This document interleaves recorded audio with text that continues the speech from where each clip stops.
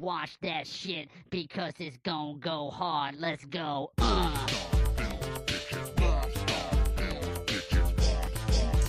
What is up, everybody? Welcome to Let's Get the Right Framing this week on Ghost Files Live. I'm your host, Vincent DeSanti. It is good to be here. It's been a good week. I hope everyone is having a good end of their week. Lots of news kind of popping up. We're gonna have a really good episode tonight. I'm very happy to be welcoming Tom McGloughlin on, a legendary horror director and a pretty good friend of mine. So I'm looking forward to catching up with Tommy. We haven't spoken in some time. But before we do all that, remember, like, subscribe, make sure you're supporting the channel. Tonight, if you want to ask a question for Tom and myself, do please use the super chat. Those will go right up to the top. When I invite Tom on, we're going to have a conversation. We're going to have a little back and forth. We may lose some people in the comments, which I'm going to get to really quickly before we kind of get rolling and say hi to some people. But just kind of bear with us, drop your comments, and then we're going to open up a Q&A at the end for you to ask questions. I got some stuff that Tommy and I are going to look at this week and talk about and just sort of pitch back and forth and have some fun and just, sort of catch up. But before we do that, I just want to shout out to Undead1, who is the moderator in the chat. If you have any questions, Undead will remind you to either save your question or super chat. Undead, you just help me out with that. But real quick, what's up, Allie Girl? What's up, 13 Gallows Lane? Blue Wolf. I see Kyle. Producer Kyle Klein is in the chat. Alien Invasion. Who did I see when I first got on? Because he was going. I think Adam Stout was going nuts with some stuff. Ghost Jason's on. So hey, Ghost Jason in the chat. Lamontre's there. Mitch, Jason, more Rich, Davey Deathray. Okay, we got a great little crowd going here. So without any further ado, let me introduce a man who is a great influence on my career. I grew up idolizing, wanting to be a filmmaker because this man made my favorite horror film of all time, Jason Lives. And it is always an honor to sit down and chat with him. I always learn things about cinema, so I hope you do tonight. We're going to have a fun conversation. So without any further ado, the one, the only, Tom McGloughlin. How you doing, my friend? I'm doing great. An introduction like that, what else am I going to do? That's best favorite horror movie of all time, truly. Yeah, honestly, like, people don't here. I got a nice background for us tonight. So let me see. We're gonna go like this. Check this out. Woo, this is fun. Yeah, I'm starting to work on the channel a little bit. No, for me, Jason Lives was the one that got me really excited about film. You know what I mean? Like, when I was first getting started, that was the film. That was my popcorn movie. That's the one I always wanted to put on because it was so fun and it made Jason bigger than life. So, but speaking of, one of the things I did want to ask you about was last week you had a screening in LA with a lot of the crew, cast and crew. What was that like? Always amazing for no other reason than for almost 38 years now that, we've all been friends. And I want to say, cast and crew, but it's really come down to friends. And like 10, 11, of the cast members there, plus Harry Manfredini, who is as I told him the other day, the soul of Friday the 13th. It's the same thing as, the Jaws theme. It's, that is, exactly what that is. Pretty much any place in the world. So having him there was always a treat. And it's just like, how long do you stay friends with people after you've done movies with them? Everybody kind of goes off in their own world, but we've really stayed together. And I'm not just talking about conventions. It's really just, emails and chats and texts and all this stuff, just because we've kind of all bonded in a way. And part of it was, I guess, we were young enough that it was like we were all playing hooky and, the unions in Georgia and making this thing under the crazy title of Aladdin Sane. And I don't know, it just kind of created, something that, even before the conventions, we just kind of kept checking in with each other. So when we do these screenings, I mean, that alone is great.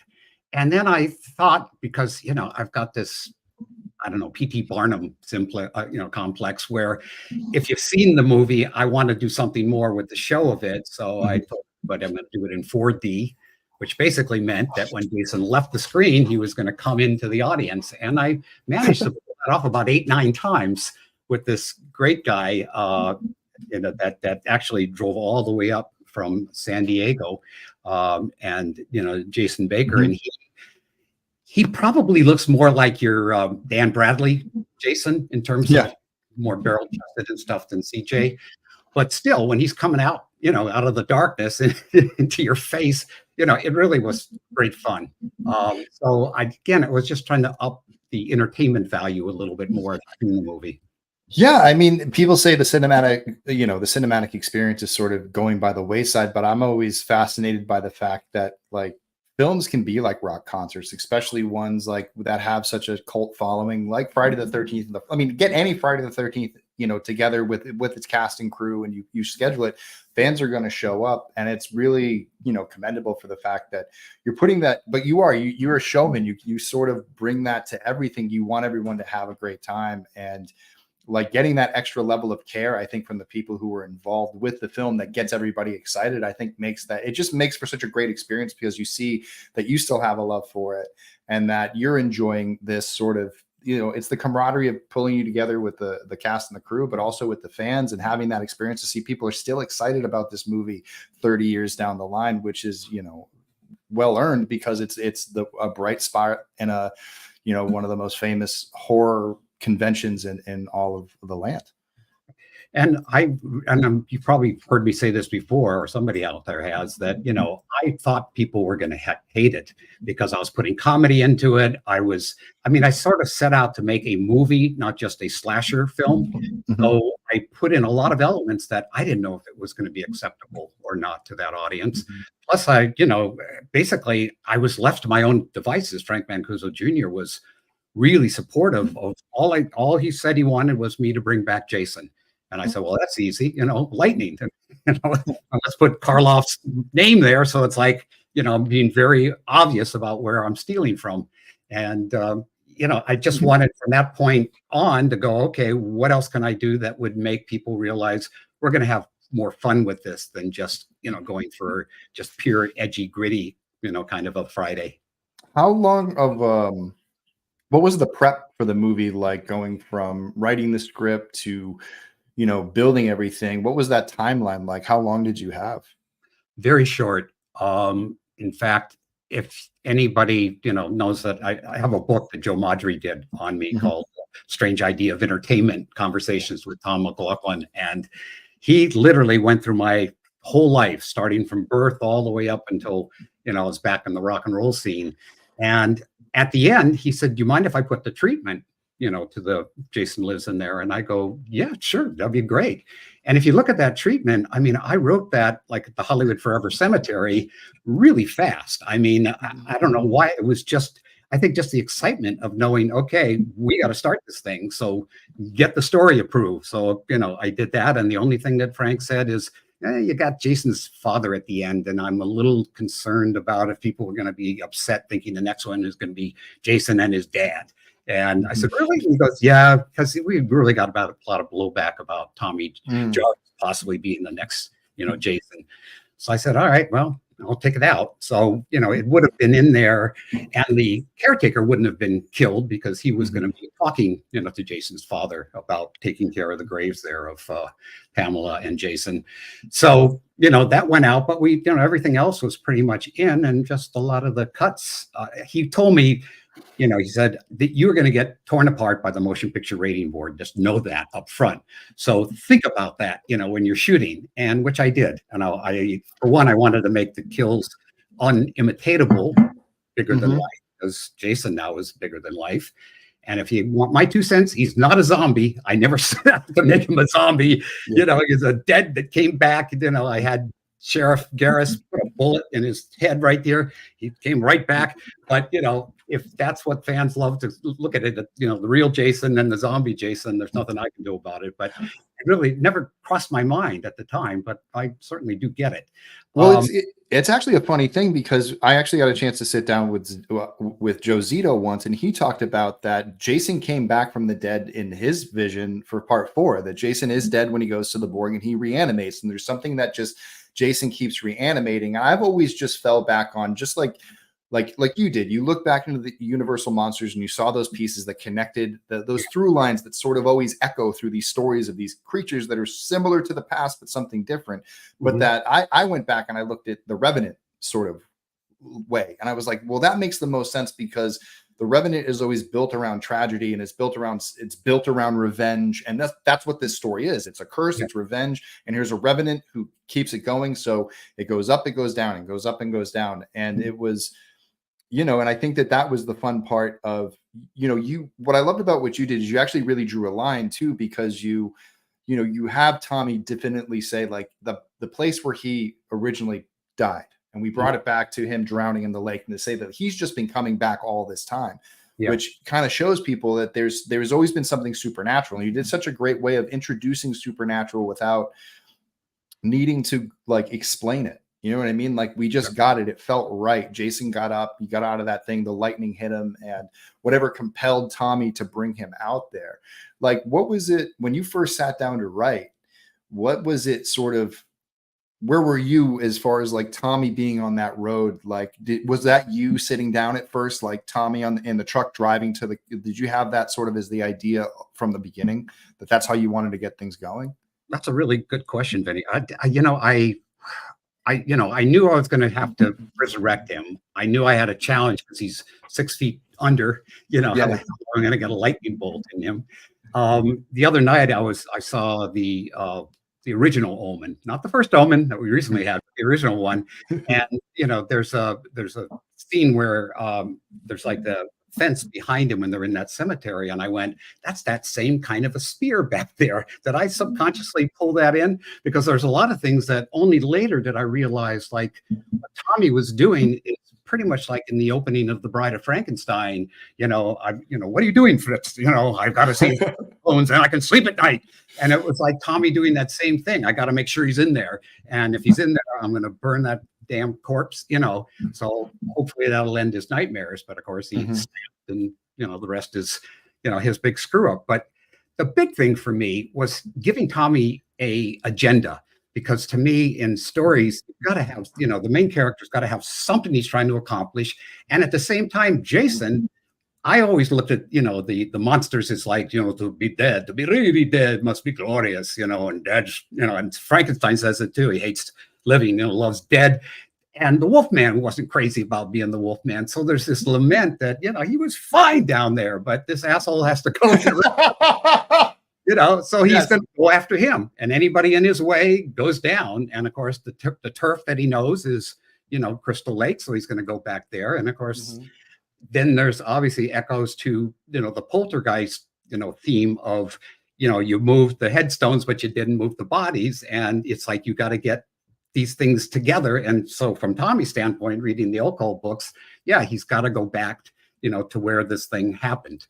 And then of course you throw in all the other, well, what if he really didn't drown there? Or what if he really, they never found the kid's body? Was that a dream? But I couldn't get into any of that. I just wanted to try to tell, sort of the best monster, story I could. Yeah, it opens up a can of worms, because you would think that, like, well, if he didn't drown, then where was he?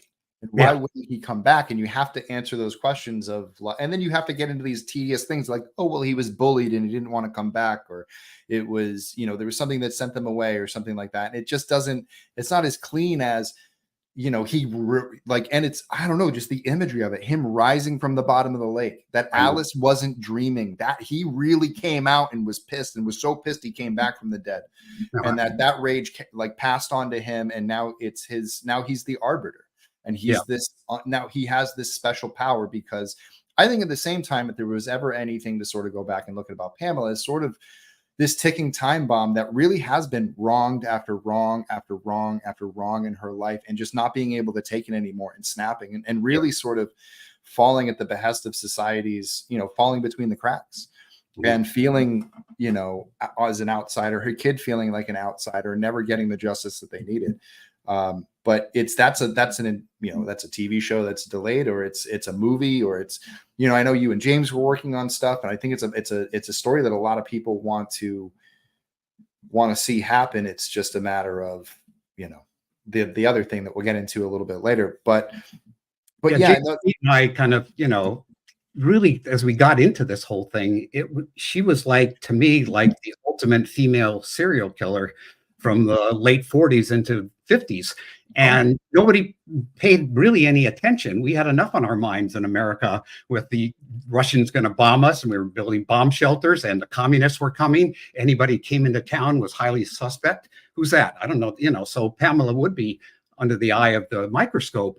And of course, having this, incredibly strange looking son also would freak people out. So we just kind of started to run with the ball with all that. And we could make a really intense horror movie, that was, her basically bringing Jason up into what he's going to become. Because that's the greatest example is, the stuff my mom showed me, in life, but obviously in a twisted way, we were going about it. But yes, that idea of actually hearing her thoughts too, from a diary standpoint, voice over diary gives us again insight into that sociopath into psychopath thinking is, if any of you, had people in your lives or have any, total narcissism, been exposed to, it's intense. And so, she's got this agenda, and that to me is so much what these stories have to have. No, definitely. She's got to, the characters have to be interesting. It's like, if they're not interesting, then we're not interested. And and that was always the thing that, like, I always, and what I appreciated too was like how much of because you obviously you did the only Friday the 13th without any nudity, breaking a rule of you can't have this, or like you have to do this every 4 or 5 minutes. But the film is so, for the most part, focused on the story of moving these characters along to their different parts and all along their journeys, which I always loved about it. And the way that it's like everyone's getting in each other's way, but it all wraps around at the end and comes together in such a lovely way that a lot of Friday the 13th overlook, because they just sort of, all right, get the kids out there. Yeah. All right, now let them just mess around, wander off, and we'll just start picking them off. And the films will sort of like clunk along in a way. But 6 just carries right on through. It's like I said, it's the most energetic. You're invested. How were Tom and Vinny out there last week? Did Vinny make it? Yeah, he did, and he was great. He couldn't have been more happy, and just sitting there, I was watching him just beaming. And it was just wonderful to have him there, and of course Tom and Darcy, and it just, like always to me, it's like you look at people and I stand there going, I just was the guy sort of pulling a few strings, but these are the stars. This is why you cared, because they're just so good up on the screen and so committed to what they're doing, and yet very sort of natural in their reactions. It wasn't overly acty. It just, they were characters that somehow embodied these things that I wrote, and that's all they are, words on a piece of paper, as and you got to get the right person in there to fill those shoes. Yeah, then I had to, I had an extreme responsibility, because carrying those stories with Tom and Vin through the Never Hike Alone stuff, it was like these were powerful characters that needed to be who they were, and they very much started with you, and I wanted to emulate that in a way that, paid respects for the characters, and then also sort of like feel like if they did grow out of the characters that you created. They were the same type of people. You did a great job, Ben. You really did. You. And you gave them, yet, another, thing to be involved within the storytelling, and Tommy being obviously for Vinny, that's like, he was responsible for a lot of this. So as far as he's going down. Yeah, no, and it is, and I think it was fine. I was actually, my original intention wasn't to kill Vin. He was gonna get his redemption arc, but just show up too late to get involved with the action. So he sort of never really gets to, like, he gets a little bit of fighting, but he sort of runs away in a way. And then somebody else got killed in his place. But when budget started there, I was like, Vin, I think I think you got to take one for the team, but I think this is your redemption. Yeah. Like, and I promise that you're going to have a great kill. Like, you're going to have a kill that, like, and every screening so far, it's been really, really fun. People, cheer. Those who don't see it coming, those who didn't watch it on YouTube. So it's really nice to see people see it for the first time and react to it. But it is a great kill. I mean, it lived up to the hype. And you said, wait till you see this. It really did. You really nailed it, man. Yeah, no, and it was, we wanted to send him out good. And it's so funny. He did the BTS and he was like, we got to keep doing these, but not me. It's just like, because I'm dead. And I was just like, oh, man. I was like, but who knows? We're doing, there's prequels that we're thinking about doing in like animation. There's other things on our slate. It's kind of weird. Like right now I'm at that point where we have some good momentum on some original projects. But the opportunity to sort of step back into the fan film world is definitely enticing because fans support it. And it sort of may be the only place to go to sort of come up with some of these ideas. Like I was thinking about, like when I was, I was working on this episode and I was setting everything up on YouTube, and it lets you play a trailer. And I usually just kind of shuffle through some of the shorter things, but I picked Jason Meets the Wolfman on purpose. One, because you're a Universal background, but I mean, I can't imagine if like the Jason universe activated a Tommy McLoughlin Jason Meets the Wolfman actual film production that they were going to do on streaming. What, like, is that something that if, I don't know what the future of this holds, but something that like, is the opportunity to do things like that with that character, blend two worlds that you love, would that entice you? Or is that something that you're not interested in at like sort of this? Interesting you should say that, because, when the movie opened and like all the Paramount execs were there at the screenings and things, and it was one of those great moments you dream of, where you're standing in the back of the theater and you see Frank Mancuso Sr. and the other suits all kind of turn, and like they were very happy with the way the audience was responding. So Frank asked me to come to Paramount the next day, and he goes, all right, let's talk about part 7. Yeah. It said, I don't have a friggin' idea what to do. I said, literally, Frank, I put everything I could think of into this movie. I'd really have to think about it. And he said, okay, how about this? Jason meets Freddy. I said, well, they're two different universes for one, as far as I'm concerned, the dream realm and the reality. But I mean, that's New Line. And he goes, I'm working on it. Give me a week. So I said, all right. So week later, comes back. He goes, nah, I ain't gonna do it. You got any other ideas? And I said, oh, I was waiting to see if you're gonna pull that off, and then that would be the challenge. But then, without thinking, I said, well, wait a minute, you guys have Cheech and Chong, right? Yeah. You're gonna do Frankenstein Meets the Wolfman, basically with Freddy. Why not having Costello meet Frankenstein? And he laughed and he said, but it's not the same audience. I go, bullshit. It's same people, same weed they smoke, same liquor they drink. They come to party, and I mean, we're going to get different kind of laughs with them, but still, you don't want to see them get killed, and ultimately they're not going to. Or if they did, there would be some joke about that. But it just seemed to me that would, if I was going to blend the comedy and the horror, why not do it with that whole sort of, it's Jason out there, man. Nah, it's a legend, and we could have a lot of fun with it. And then when that finally kind of went out, I don't think viral, but semi-viral, somebody said that Cheech and Chong actually responded. So I was like, yeah, that would have been a good idea. But, after that, you would have kept it in the same tone as part 6, just they were characters in that tone type thing. Yeah, I think that's really funny. I think when I've seen people like react to it negatively, I think that they automatically think it's going to be a Cheech and Chong movie.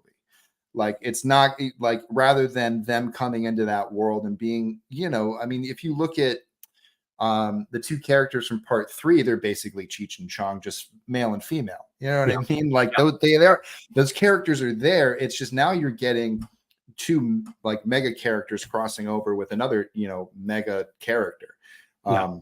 Which brings it together. We ended up getting John Carl Buechler's part 7, which it ended up being Jason versus Carrie. It did end up being a Jason versus movie after all that time, which is kind of funny because if you think about it, just sort of progressed that way. Yeah.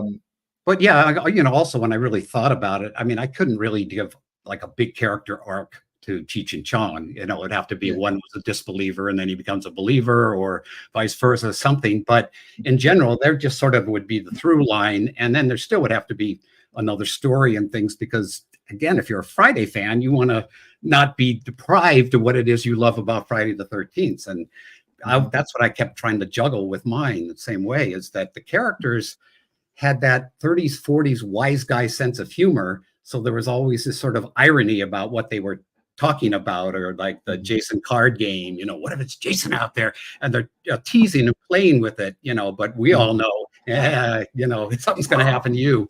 Yeah. But it's been, what I liked about it was it had been long enough for people to sort of, that's something that's another generation's, you know, fear. You know what I mean? Like that was when I was a kid, and that hasn't happened in a long time. And did it really happen? And, you know, especially back then, because word didn't travel as fast as it does right now. You can't get proof instantly across the country by making a post. Like everything was word of mouth, or there was, you know, or there was the evening news, but you didn't see the evening news, you know, away, or it was one story and nobody recorded it. It wasn't something that became that sort of thing.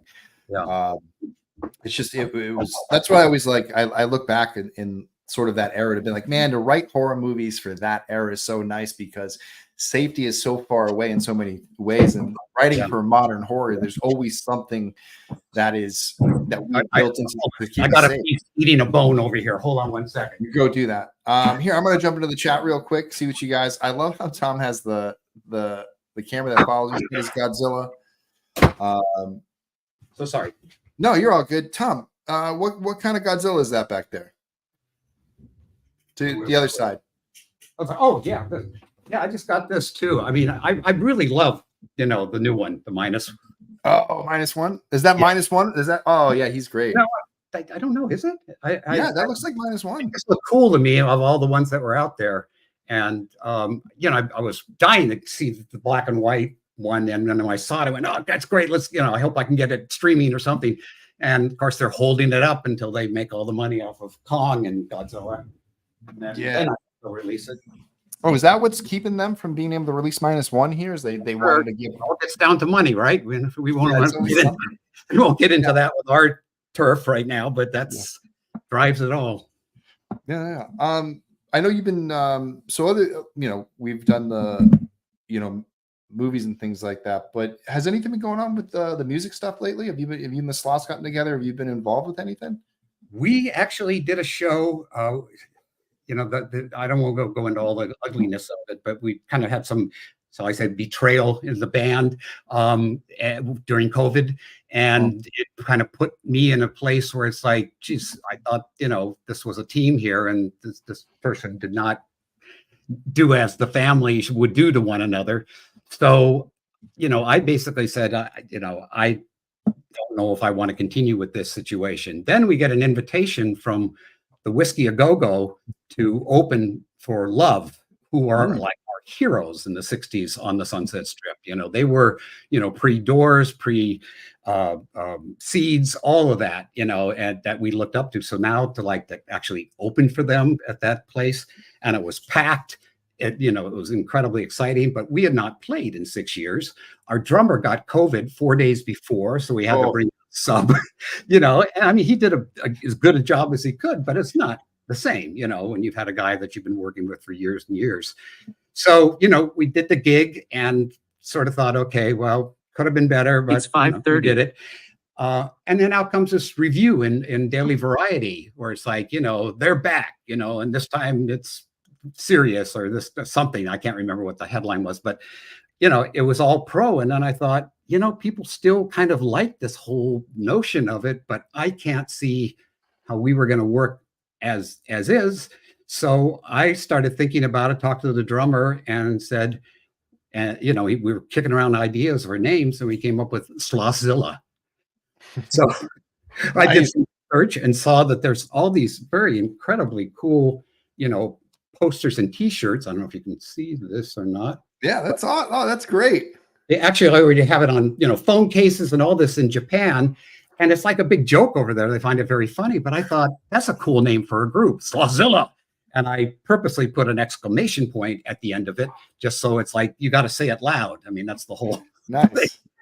So that's what I'm putting together now, looking for great. musicians and putting this together. But the gimmick, if I can call it that, is I want to do songs that are associated with all these horror movies that we love. Pet Cemetery, Killer Clowns from Outer Space, Sympathy from the Devil, from Interview with Them. All the, I mean, there's like 50 of them been, that I was going, holy shit. There's, a lot of sets that you could do off of that. But, they've got to be done right. They've got to be done, kind of in your own sort of style. So you're not trying to imitate something that's not really you. But, that's kind of, taking some sloth songs since I co-wrote them, maybe do a little twist with them even. And then, go for these songs that if you love the horror movies that they're associated with, it's like, all right, and if you just know the songs, Highway to Hell, you're going, yeah, I love that. So that's kind of where my music situation is. No, that's great. And are you still teaching? No, that ended literally a year ago this month. And that was a result of COVID. I was 10 years there. I never expected it. I went in to cover for somebody's class and sort of went, I love that these are kids right out of high school. And they've got that passion that we all had, when you got to be dumb to do this thing. The smarter we get, the more difficult it is, because you start going, well, this could happen or this could, then you just do it. And that's what I kept trying to do with these guys. It's like, whatever you think, just go for it. I mean, and do mashups of stuff. I mean, that's what Jason Lives was putting comedy and horror together in a way that seemed fresh. Not necessarily that it was, but it felt like that. So it was just great. I was kind of on that roll. And then as the years went on, the kids seemed to get more and more, dispassionate about stuff and sort of didn't really, know what they wanted to do and couldn't quite figure out endings for stuff. It's, that came into that awful situation where people go, well, let's just end it and let the audience figure it out. Well, you can't do that. I'm sorry. Movies, yes. The Graduate, wonderful. That didn't happen. Left us on like, are they going to stay together? What's going to happen? But when you have these things where it's just this is, ambiguous thing, and you're going, how much did we pay for this? And then with the babysitter, and then with the dinner, and it's like, 100, 150, whatever. I mean, because here in LA, it's like $20, $25. Oh my God. Yeah. Well, I'm back in Massachusetts, so I found a place that does it for $12, and I'm like, this is the best. And it's nice. It's like, it's not crowded. And so it's my own little, like, I love still. Do you still get out to the theater a lot? Oh yeah. Oh yeah. I mean, how often do you go? A week, a month? Pretty much weekly. I've been very blessed. My girlfriend Laura loves this shit more than me. I mean, she grew up through the 80s, so she started watching this stuff when she was 6 or 7 years old as the babysitter. So she knows all the names, all the players, all this stuff. So if I had a question, who was in that thing that he was also in the, and she'd know, kind of thing. So pretty much on Thursday nights, if there's a horror movie opening, that's usually the go-to, before it actually opens on Friday. They do these little kind of early previews to kind of, cough up some extra bucks. So we've already got, tickets for this, In a Violent Nature next week. And so I got Thursday tickets, and then I find out the motherfuckers are going to actually open it on Wednesday in a couple of theaters that are already sold out. So it's like, all right, well, Well, at least you'll be mostly ahead of the curve on everybody. I got to see when it's playing out here. It's nice. Like, I guess, I do miss sort of the theater experience in LA, being able to get to certain places in the way that I really miss the ArcLight, but that's gone for who knows how long that was. That was always a special sort of like, nice going to the dome. What's in the Cinedome this weekend? Like sitting in there in the atmosphere and the aura. And people just don't really appreciate it like they used to. But well, I keep going too, Vin, trying to, like, when are they going to respond like they did in the 70s and the 80s and the early 90s to these things? Because that's what I was counting on totally, with my movie, was them going, don't leave home without it, or laughing, at certain no exit or certain things. So there was a connection there. And I thought for sure, like, it would be the one that would, really get them going, because it was a new monster for this generation. And most of the kids had not seen the miniseries and stuff. And the only thing where they verbally responded was the kiss between the two characters. And I went, well, I guess that says something, but and it worked. I mean, God knows the movie worked. It really delivered, and obviously the sequel. But it's just that thing of I miss that thing where people would stand up in their seat and go, "No, motherfucker, you crazy? No!" And yell, "Don't answer the phone!" I mean, it was great fun to hear all that verbal. I mean, I remember in Halloween, the scene where what's her name, PJ, actress's name, and she's been in everything. I want to say PJ Proby, but that's a singer. Yeah, I have that. I have that ADHD brain too. Like it's there, but it's not. Yeah, but the blonde, and there's a scene where she's laying in bed, and she pulls down the sheet, exposing her breasts, and she says, "See anything you like?" And some guy from the back went, "Yeah, 2 things." And I mean, the whole audience went nuts. And I mean, that's what I thought was so great. It was so much participating. And, this guy, I'm sure, got laid that night. He did great. Place to laugh. PJ Souls. Yeah, that's great. Yeah, no, it's nice. And I think but see, that's why I like going to like your screening last week, or if you go to a film festival, like I know that the crowds at Telluride Horror Show are really good. And the crowds at a lot of horror, like we just did Chicago Horror Film Festival, and everyone was very vocal and into it and cheering on. And they see, not only just at like the craziness, but when people take risks, being like, "Yeah, you really went for it." Like, hell yeah. Like, pushing each other on, which is a lot of fun. I think that's one of the things that makes horror so much fun, is because we're the type of film nerds that sort of, most people go to a film, they watch it, and they might watch it at home, but they constantly crave to watch it with other people that are just like them. And, they all like to recite the lines. It's a lot of fun.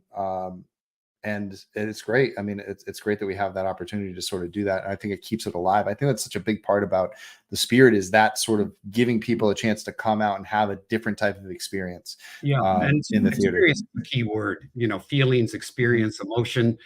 I've always loved that great quote from John Ford when somebody asked him, what are movies? And he said 3 things: emotion, emotion, and emotion. Mm-hmm. And I mean, Hitchcock used to talk about, wouldn't it be great to have a seat and you could press something that said, love, hate, anger, he says, because that's what we're trying to do, is to evoke your feelings, into this. And obviously what he could do is suspense and build things up that you were really anticipating the worst, and then have the shock of the shower scene or the birds with the eye pecked out of the old guy. And I mean, just stuff like that was like revolutionary, and it's hard to, be brave like that anymore. People either want to have it keep going, or they spend so long setting up something that by the time you get to it, it's like you're already kind of pulled out. It's a real balancing act. So, you kind of talked about it before with, the MPAA going into Jason Lives, knowing that you were going to get, cut off at a certain level. That line has been stretched very far now. Do you find that if, going back into it, that you're looking for ways to push that narrative? Do you think that like that's an aspect, either like the gag or the gore or something is there at, well, how do you use it as a tool?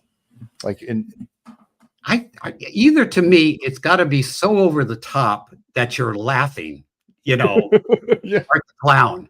I mean, there's a lot of people go, "I'm sorry, but I found myself going, son of a bitch, we could never get away with that, And I mean, he got that thing out in the most low budget way. And you go to these conventions, and there's all these Art the Clown things everywhere. Mm-hmm. I mean, it's like people jumped on it, and he's obviously this new one coming out. He's already saying, wait till you see what I got this time. Yeah. But it's so over the top that it falls into a whole nother category. And I remember Spielberg talked about in Jaws, there was a scene where the shark actually clapped down on somebody's head and it popped, like a and the audience didn't know what to do. So they laughed, and he felt, no, I want to control the laughs, that come from the actors. And because there's a lot of great laughs in that movie. But that one, he just felt it was, not right. Now we embrace that stuff. Yeah. I have a tiny little part in this Australian movie called American Masquerade that I saw it was last Friday night at midnight at the Shaka Go-Go. And they do a couple effects in there that are that, my God, I don't want to reveal it because I want people to go see this movie, but there is a gore sequence that is so over the top that you can't help but keep going, especially a guy, which gives you a little indication of what we're talking about. The audience just go, which was wonderful, I thought. But you have to have a vehicle that sort of embraces that, that you can take that liberty of how far, you're going to, push it. Did you get a chance to see When Evil Lurks yet? Oh, yeah. Yeah, that's a good example. Yeah, that's that happened. I was like, every time they walked into the room with that guy in the bed, and I was like, that's like. But nobody was laughing on that, which was great. No, they created such an edge through that whole thing. Like even as I was mentioning about my girlfriend Laura, she didn't want to go back and see that again. I wanted to immediately. It's like, what the hell did he just do to me? Yeah, we just rewatched. Not Candyman, the Talk to Me last night. Oh, yeah. I'd only seen it in the theater that first time. Watching it again, I thought they did such a brilliant job with that, caring about those characters, the minute little details, and then just the way he shot that stuff when their head would kick back and the camera would go with it. I mean, those brothers really did an amazing job with that piece. So, I mean, every so often something will come along like that and you go, well, that's not like everybody else's, it's got those elements, but I thought they really delivered. Yeah. I mean, they're two of the top horror installments of the year last year. I got to see When Evil Lurks at Telluride on the big screen, and it was such a phenomenal watch. And I can imagine. I was vocal. I was saying like, holy shit. Like I could like, and that's, I mean, I live for that experience. And it's so, I mean, do you find it sort of like when you've seen so much that it really takes a lot for a film, or do you feel like you can go into a lot of things with that experience and sort of you find yourself being able to enjoy it, or because you've seen so much that when does it take something really special to do that, or do you feel like you're able to kind of stay casual and enjoy it and just kind of separate that sort of brain? Yeah, I mean, I've always looked at, no matter how old I get, no matter how many films, I'm still a student, and I think that's the whole key is that every time you go in, it's like, okay, take me, the lights go down, I'm going to go into that first image, just hope that opening sequence delivers. So now I'm bored and that they can keep you going. But I try to not, it's like going to see the Poltergeist thing where I go just try not to think about the original, try just to go in like this thing fresh, which was, always difficult. But comedies, I don't always laugh, but I go, that's brilliant. That's so funny. But when I do laugh, it has really caught me off guard. My intellectual approach to it just goes out the window. Same thing with horror. It's got to be one of those things where exactly what you said, I'm watching something like, oh, geez, I didn't expect it. I'm crying, the same thing. If I'm watching something, it's like, oh my God, I'm crying. I wasn't prepared for that. But something that just suddenly hits you, in a way that it's like in life, you're driving, suddenly you see something, you drive by and it's like, oh my God, and whatever that is, emotional moment, a homeless person. I mean, one of the things I always talk to my students about was going to set one night in Toronto, and the sun was going down. It was pouring rain. All I was thinking about is, son of a bitch, how are we going to make the night and stuff? And on the street corner, there was a couple, probably college age, locked in embrace, kissing the shit out of one another. None of the world existed. And I was just sitting there going, that's it. That's what it's all about. Nothing matters, just that moment, and things like that, you kind of have to look for and then see if there's some way to emulate it in our work that, that other people hopefully can feel that, in a theater, one of those great moments where the couple finally comes together, or, the beast gets killed, but he's not, or whatever, those surprise elements. Mm-hmm. Yeah, I know that's always I mean, for me, I always describe the moment in Saw when Jigsaw stands up at the end of the first movie and how I was just taken back by, how did I not see this coming? Or how did I overlook this? Yeah. Oh my God, I have to question everything I just watched, and I got to go back and I got to watch it to see, all this stuff. And And then I was so inspired that I took my friends back that night just so I could see their reaction, to see if they were gonna get got. You know what I mean? If they were gonna get caught by that twist, and how cool that was. I think that's something that's I'm always keeping in the back of my head when I'm writing. It's like that you got to build. It's like you're building a roller coaster, and you want that moment, that one loop, that one drop that really just puts somebody's stomach up in their chest, and they feel something, and they have that sense that stays with them after the ride. Like, wow, that really shook me up in that way. Yeah. But like you said, whatever the film is, it's that emotion. Like horror is fear, the romance is love, comedy is laughter, and just joy, and sometimes even pain and suffering, but laughing through it, and taking a look at life, and being lucky for what you got. But yeah, there's always that moment I think that's we're always fighting as directors for, is to sort of ramp up a scene so much, or have something hit so well that you see that reaction, whether it's a tear or a laugh or somebody yelling at the screen. But that's why we do it. It's like more than anything else. Like you could get paid you could get paid James Cameron style check, but if people are silent in your movie, you will walk out of that the loneliest, saddest person. You know what I mean? I know. Like it's all about that. It really comes down to it. Yeah, I mean, getting back to the kiss, if you kiss the girl and you pull back and she's just staring at you, and it's like, what? Okay, well, this isn't working. But one thing too, I want to bring up, because I really noticed it, and it made me so angry the other night. And I don't know how you guys out there feel about it, if you've seen it yet or not.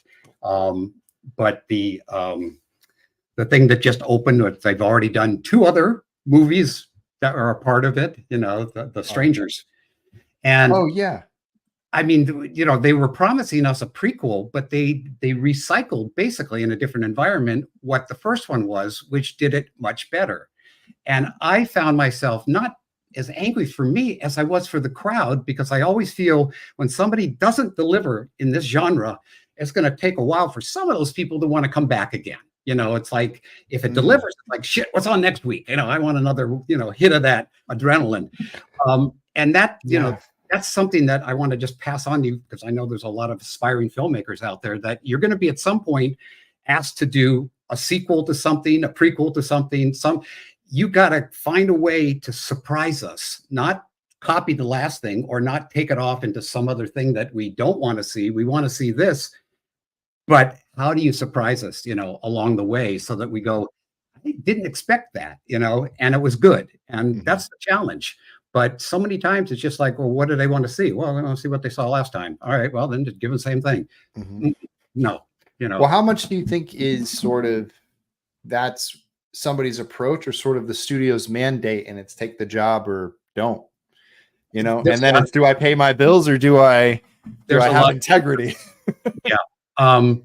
There was a thing Scorsese said long ago, not that long ago, but he did a whole thing about his journey in filmmaking and stuff, and the people that influenced him, and different categories he put it into. And my favorite, and I've done this over 42 films, I guess it's been now, smuggling, director as smuggler. And it's where you don't tell anybody, and you bring in some element that it's like, what was that? And it's like, if you intellectualize it, it's like, no one wants to see that. You have to find some way. I remember the thing in the Staircase Murders movie I was doing, and I wanted a ton, and I mean gallons and gallons of blood to come down the stairs where this murderer, Michael Peterson, the true story aspect of it, had killed his wife. But I wanted him to have this nightmare where literally it just came down like an avalanche, waterfall. And they kept saying, we can't do it in the house. I was like, well, I'm building staircase just for no. And they were adamant I couldn't do it. We're at a courthouse, and the producer went to lunch early, and I went, get the staircase out here. And in the fucking courtroom, over to the side, just putting plastic on everything to make sure not a drop of blood. They took these 2 huge trash cans of blood and just threw it down, and and down it tiered. And of course, I had one shot at it. So put 2 cameras on and do the best you can. But that again is that smuggling, something in that they're telling you no. But the thing, guys, is how do you get around no? Because I would tell students this too, that you might as well make a t-shirt that says no on it and walk around, because you're going to hear that word more than anything else. because no, that means the producer doesn't have to put out any money, or the studio. They don't have to worry about, how much it's going to make and stuff. When you say yes, your ass is on the line, and if it doesn't work, where you're working Monday. And there's this paranoia of like, I'm going to be out of a job if I make the wrong choice here. So we have to constantly fight that. We have to find a way around no, so that you can, get your vision some way, somehow. And sometimes you're not successful, but if you're shooting for this and you get the here, that's better than going, oh, okay, no. You really want to, trust yourself as an artist. That is true. I haven't seen the new Strangers yet. I did hear that same critique though, that it's basically just getting the same film. It seems odd to me. I mean, it's like, yeah, I always joke about, like, a lot of people always ask, like, well, Vin, you did these fan films. Why didn't you just come up with an original killer and do the same thing? And I said, well, that would have been nice, but I really wanted to tell something in this avenue. But I mean, if you think about it, if I did that original killer, maybe the first thing they would ask me to do is go remake something else. So I am showing you a skill that I have to say, if you have something from the past, I can get that going. I can pull story out of it there's still life there. I see where the heart is beating, and I can get this thing moving again. Yeah. And I do like that, because we've been telling the same stories for thousands of generations. Yeah. We've been remasking them and sort of reshaping them, and they turn into different things for different generations. But the core of the stories and the core of our fears and the aspects, and just the fact that there's only, 7 stories that you can really tell in life. And we just dress it, and we just have different examples of them. And that's sort of what they are. And I'm not somebody who hates a remake. Like, if someone's going to go back and make another Texas Chainsaw Massacre, and be like, do something fun with it. Yeah. Show me something I haven't seen before, or, come up with a concept that works. Like you said, it's so important, that first image, pulling you in, drawing you in, and then, all of a sudden the screen sort of wraps around your brain. Yeah. You don't even realize, you don't even see the black spaces anymore. You're in the movie. Yeah. And it's when you do that, then you're winning. You're winning with the audience, and you're doing what your job is. And do you ever notice as a filmmaker, or even a film watcher, that you can see things go out of focus? You can see somebody rack focus to something, and you just accept it. But if suddenly there's a sound, or somebody's crinkling paper behind you, something, you are out of the fucking movie. Yeah. And I used to always think, no, it's always about the image. It's like, boy, you got to make sure the sound guys are doing their job. You got to make sure in post that you fix whatever it is that could distract, because it's amazing how much, it's about the audio. And and that's the thing too. Like, you do notice that. It's one of the first things you notice, like when there's some type of audio element at the beginning of a film. I don't want to give anything away, but there's one of the films I'm working on right now is sort of set in a snowstorm, and I've just been listening to hours and hours of snowstorms to remind myself that silence is good in the movie, because when you do that, you get that sound of the pushing up against the windows, and that becomes something that is tense. Because if you've ever been in a house during a storm, and the rain's coming down, you might get a lightning bolt. But when that glass rattles, or the wind pushes so hard on the door, like it rattles, there's something that freaks people out. We know that nature could whoop our ass at any second. And I'm thinking, and that's one of the things I'm thinking about now, is just like, oh, I'm going to have fun with this. Yeah. Like, I want people to be sitting in the theater, like feeling enveloped in that sound. Yeah. And along with the characters that are traveling through it, about how important that is. That said, Vin, there's I don't know if you've ever seen The Wind with Lillian Gish, the silent movie. Here we are, have a silent movie, all cuts and things, and maybe there would be a piano player or something, or if it was a higher end one, they might have an orchestra. But she's locked in this shack, basically, with the wind slowly driving her mad. And all you have were images of it, but you heard it. I mean, exactly what you're saying, the rattling things, the stuff kind of coming under the window a little bit, where but it was, again, one of those things where, like with radio, you'd say like, well, then they opened the window and the sun came in, and then the sound guy would do like a little twinkling of bells or something. And you go, yeah, that sounds like sun.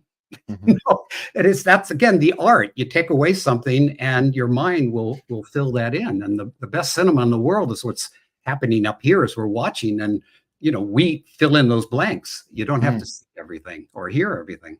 Yeah, exactly. We're almost an hour in. I think right now might be a good time to do some Q&A. All right. So thank you everybody who has been submitting questions. I saw a couple came in. I'm going to start with the super chats first, but if you have a question, work with Undead, try to kind of stack it up. I'm going to say it, like, the super chats are going to get asked first. They're going to get priority. That's definitely the way to go. You don't have to donate $100, $1 or $2. It's fine. But that's the best way to sort of do it, because this program automatically puts them up for me. It makes it easy to read rather than scrolling through. So that'd be great. So we do have a couple of ones up already, and I did get some stuff. So just real quick, I'll put this up again from Undead. If you have a question, use the icon super chat message. That's how you do it. The first question is from Jason Todd Voorhees. Hey, Tom, we met back in 2019 discussing Revenant Jason, and I wanted to ask, what's your description of Jason's personality-wise? Sean Cunningham says he's like a great white shark, but what's your thoughts? Wow, that's a question I've never heard, which is great. And I've never heard, Sean, say that, but, I don't obviously follow everything that the man says. In my particular situation, I don't know what was going through his head in the beginning, other than just this thing of pure vengeance, like a machine that has just gone, and anything tends to, piss him off. I went through this sort of thing in my head, and then, like, when I was talking to CJ, it was almost sort of robotic. You are programmed, to go after Tommy, not in a scientific, fashion, but just, he was the one. You saw him, tried to splash you with the gas, tried to, and you just go after him. And anything that gets in your way and people start to mess with you, like the Volkswagen or whatever, it's like, don't screw with me. I'm on a mission here, and, mission from hell. But it just, I think it's like less of a thinking process, more than just a feeling. And when you talk to people, who are, mentally challenged in any way, shape, or form, there's usually either voices or a sound or something, that pulls their attention inside, and then they just physically do stuff. And somehow Jason, to me, was in that, it's like he, like what was said about Michael Myers, he's just evil, he's just pure evil.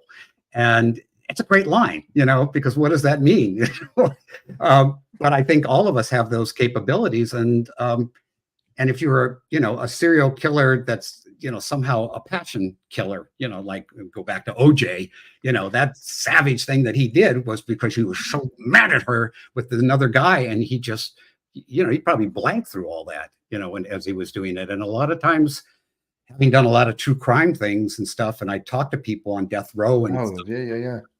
And it's like, I don't remember. But I'll tell you, the one thing that chilled the shit out of me was there was an HBO documentary on kids who kill years ago. And, I'm watching this thing, and there was one kid, and, he killed his best friend's mother because his best friend hated his mother and he couldn't do it. So they said to the kid, what were you thinking about when you're doing that? And he said, I'll just Jason, man. I'll just think of myself as Jason. And they cut to my poster and slowly move in. And I'm going, oh, oh man. But that being said, about 6 months later, I'm doing a play in San Francisco I was directing. And this guy in a suit and tie waited for me after the play, came over with the program and says, see, you did one of these Friday the 13th things. And I went, yeah, but don't make any excuses. I'm a psychologist. We have a hockey mask that we use with a lot of our patients that we allow them to put that on and to take their rage out on pillows and other things. He says it's a great way to just focus that into something that's not you and let it out. So I think you guys did a really good job. I went, okay. Which of these are you going to believe? It's the good thing. But that's kind of in that world.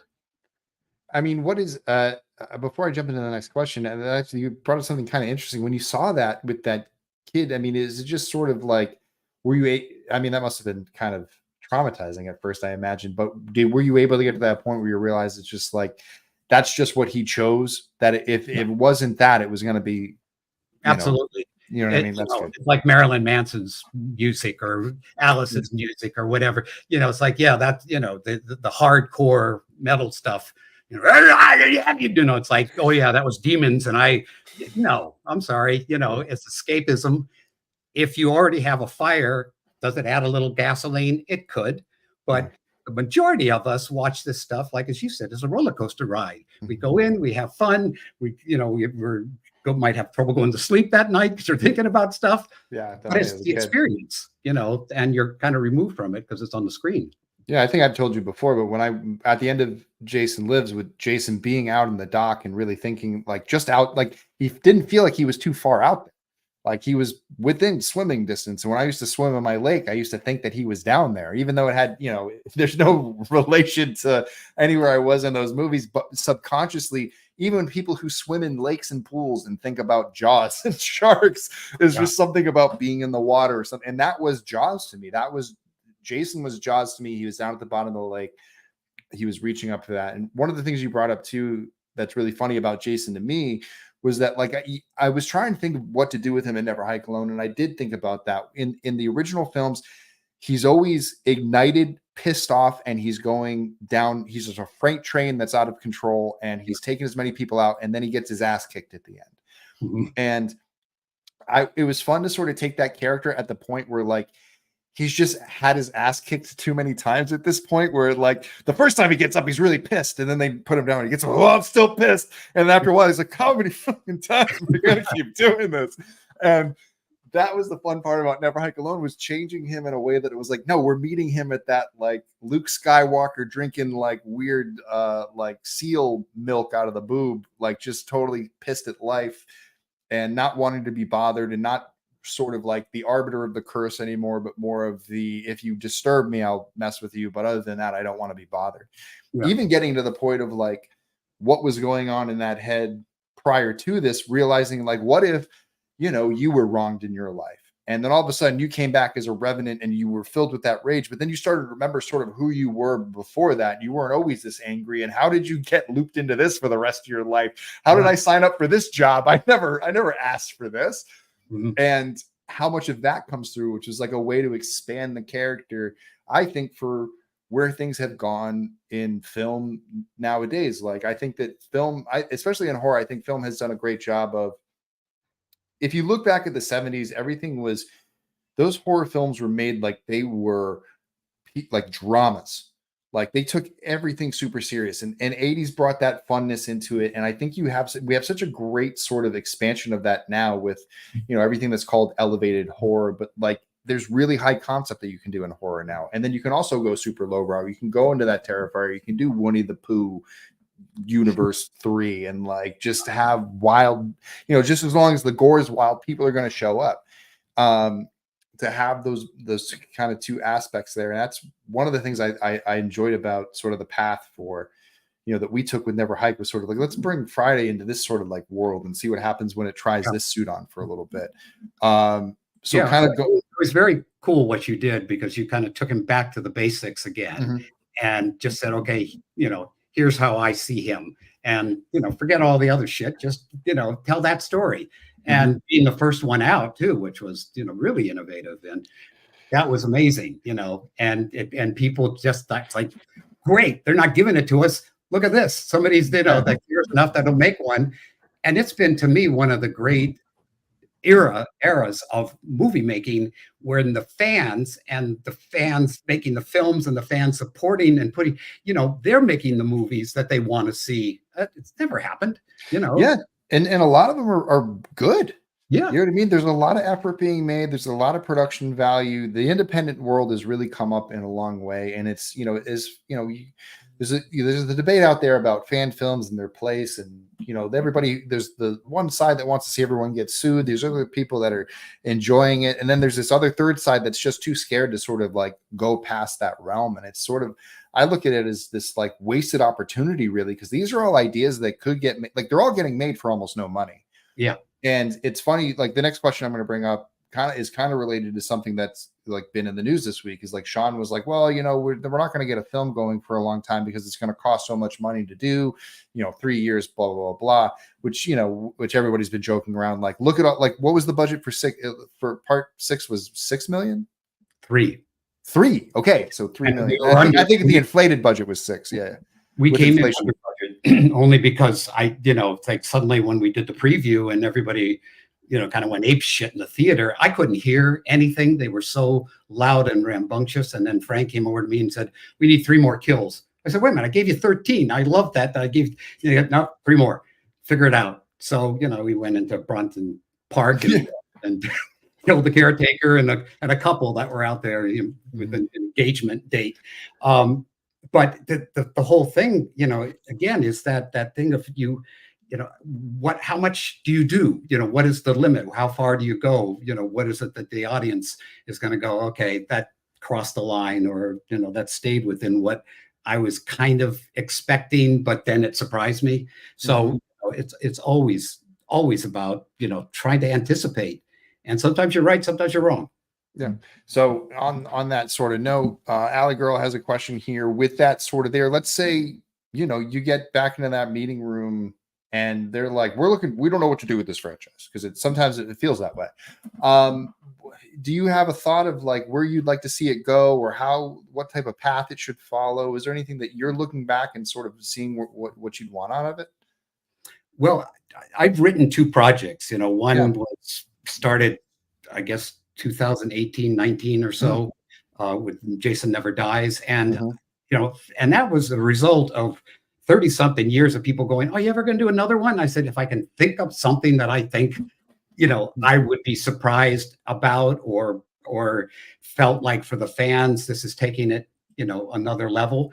And part of that thing for me was it has to stay within that world of, don't get out of the ship and Alien, stay in that freaking ship and figure out how to do it. Same thing, Crystal Lake, I changed its name purely because logically it's like, who wants to send their kid to Camp Crystal Lake? You crazy? But they thought if they just glossed over all that maybe, they could still have a business here, and then bringing little kids in. But I, thinking about it, the thing is, and it's so funny because, again, this is how in sync minds like ours is, that when, I mentioned about going into the snow with it, you called me the next day, said, I'm doing something. And I said, you know what? You're going to get there far quicker than me, because you're doing a fan film. I don't know when I'm going to get this thing done, but completely different approach to it. And I was really looking at it that, Crystal Lake is going to be frozen over. So the chase would be on Crystal Lake instead of, just, I tried to find as many twists and turns. And instead of having kids that were savvy, like in mine, Jason Lives, they just come from another state and they have no idea about who this is, what this is. And it's literally 13 years after I put him down in the water, and I'm doing the Halloween thing saying, okay, all that other stuff happened, but yeah, that makes sense. Though. It's sort of mythology. We don't know if this really happened or didn't, but this came from the archives of this church. And this was a group of girls, that were on a retreat, with a kick-ass Irish nun, which I had plenty of growing up. And she's kind of antagonist in the beginning till obviously Jason shows. So I've tried to find as many unique things to do within that as possible. But we first persons we sent it to, Warner Brothers New Line, they go, nope, we're not even going to read it. No, this lawsuit and all this stuff going on, forget it. And I found that kind of all the way down the line. Paramount, no, these guys, no. So it's just kind of been sitting there. And then we kind of jumped in with James on the Diary of Pamela, figuring that maybe if Victor won, maybe this would be something he might be open to. But Victor basically said, no, I can't hear it. I can't hear it. Again, my lawyer said, don't, because I don't want to, say or hear something and then take it and not mean to take it. And, Brian said that same thing to me, Brian Fuller. That's like, I'd love to hear what you have to say, but I can't. I have my own vision, what I want to do with it and stuff. What I hear, the scripts are really wonderful that he came up with. What happened and all that, we're still, the ashes are still hot. I don't know what's going on, but boy, it was amazing. It went from A24 saying we're out. Then suddenly it's like, no, we're not out. Brian's out. Then there's a Jason universe. And then this past Monday, guess what? Jason's now multiverse, and he's going to be cast. Bugs Bunny, he's going to kill everybody. And if I was a gamer, I guess be in hog heaven, but it's so different from what we've all been doing for so long. Yeah, no, it definitely is. In fact, that's one of the funny things. It's one of the things I was actually going to bring up tonight. We can do this, and then we can do this. Pew! Check out this cool stuff. Oh, it's kind of there. Yeah, I mean, how do you feel about? Because I really don't have a problem with stuff like this. I think that Jason, this is one of the things that should be happening with Jason, is that we should be seeing him in video games. He should be in there. I mean, does a part of you feel the joy because you're the one who put that chain around his neck? You know what I mean? It's become bling to me. Yeah. As far as I'm concerned, and what I did in my sequel is, that chain gets broken off when he comes back up, and it stays in the bottom of Crystal Lake. When they, in part 7, when they kind of put it around him, I went, okay, I get it. It ties it in, and somehow he broke it and whatever. But, when I saw this on Monday, I was going, do I like that or not? I don't know. But you're absolutely right, because you think, well, the Joker's been a cartoon character forever, and it ain't hurting the box office when, all the new Jokers come along, and the different things. So it's like, if there's a way that it can be expanded, but not necessarily diminish, the other things, some people think, no, that's not going to work. And I've seen over my life how many times people have been proven wrong over something, or you think you've got a certain, for sure, hit, and people are like, what we call the so what, factor. It's like, yeah, that was great. No, it's a really wonderful fact. So what? Yeah. I don't know. But I wish everybody well with whatever they do. And it always pains me when the objective is how much more money can we make, or how can we stop this other project by keep upping how much we want. And there's a lot of that goes into show business.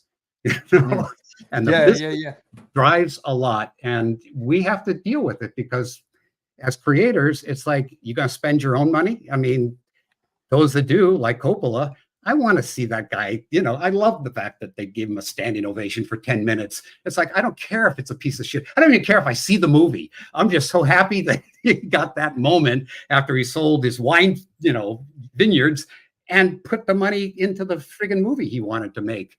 And it's like, well, that's kind of what we all wish we could do, but you got to have to be at that level if you want to spend $30 million on your vision. Yeah, no, exactly. And speaking of that, that's actually one of the other things I wanted to bring up about what you were saying about Jason Never Dies. So I know you're not a line producer, but where would you have seen that budget fitting in? I mean, what type of budget were you writing for at that point? I was basically in somewhere between like 5 and 10, in there. Obviously, the more you have, the more luxury you can have in the shooting. But, remember, I've done so many of these films that we shot in 18, 16 days. Not fun, but it's all about how much you prep. And if you figure out, okay, I mean, I had a DP, the DP from the X-Files. And I learned so much from him, because he said on the X-Files, you'd shoot this direction in this soundstage or warehouse or whatever. And that was Washington, D.C. And then we turned the cameras around, and over there we put like a mountain backdrop and, a cabin thing. And that was Colorado. And so you do the scenes here, they build like a L-shaped thing so they could get, different angles. And with long lenses, it hides so many sins. And if the drama's good, if you're into the thing, if you want to know what, Mully and Sculter are trying to figure out here, it works. So the same thing with horror and stuff, we've seen it again last night, to just see how incredible they used in that movie, the long lens with moments, because, it blurs out the background, and it just makes the actor, it's like you can hear their thoughts, when you pull them in. And that's a really, I think, important film tip, that, there's always room for the wide shot, because you get, space and scope. But when things start to happen, there's nothing, and I can't remember who pull me this, but there's no greater special effect than the human face. And you watch them go through stuff, or damn well you're watching the movie, they're lying, but you don't see any evidence at all that they're lying. They just look like absolutely telling the truth.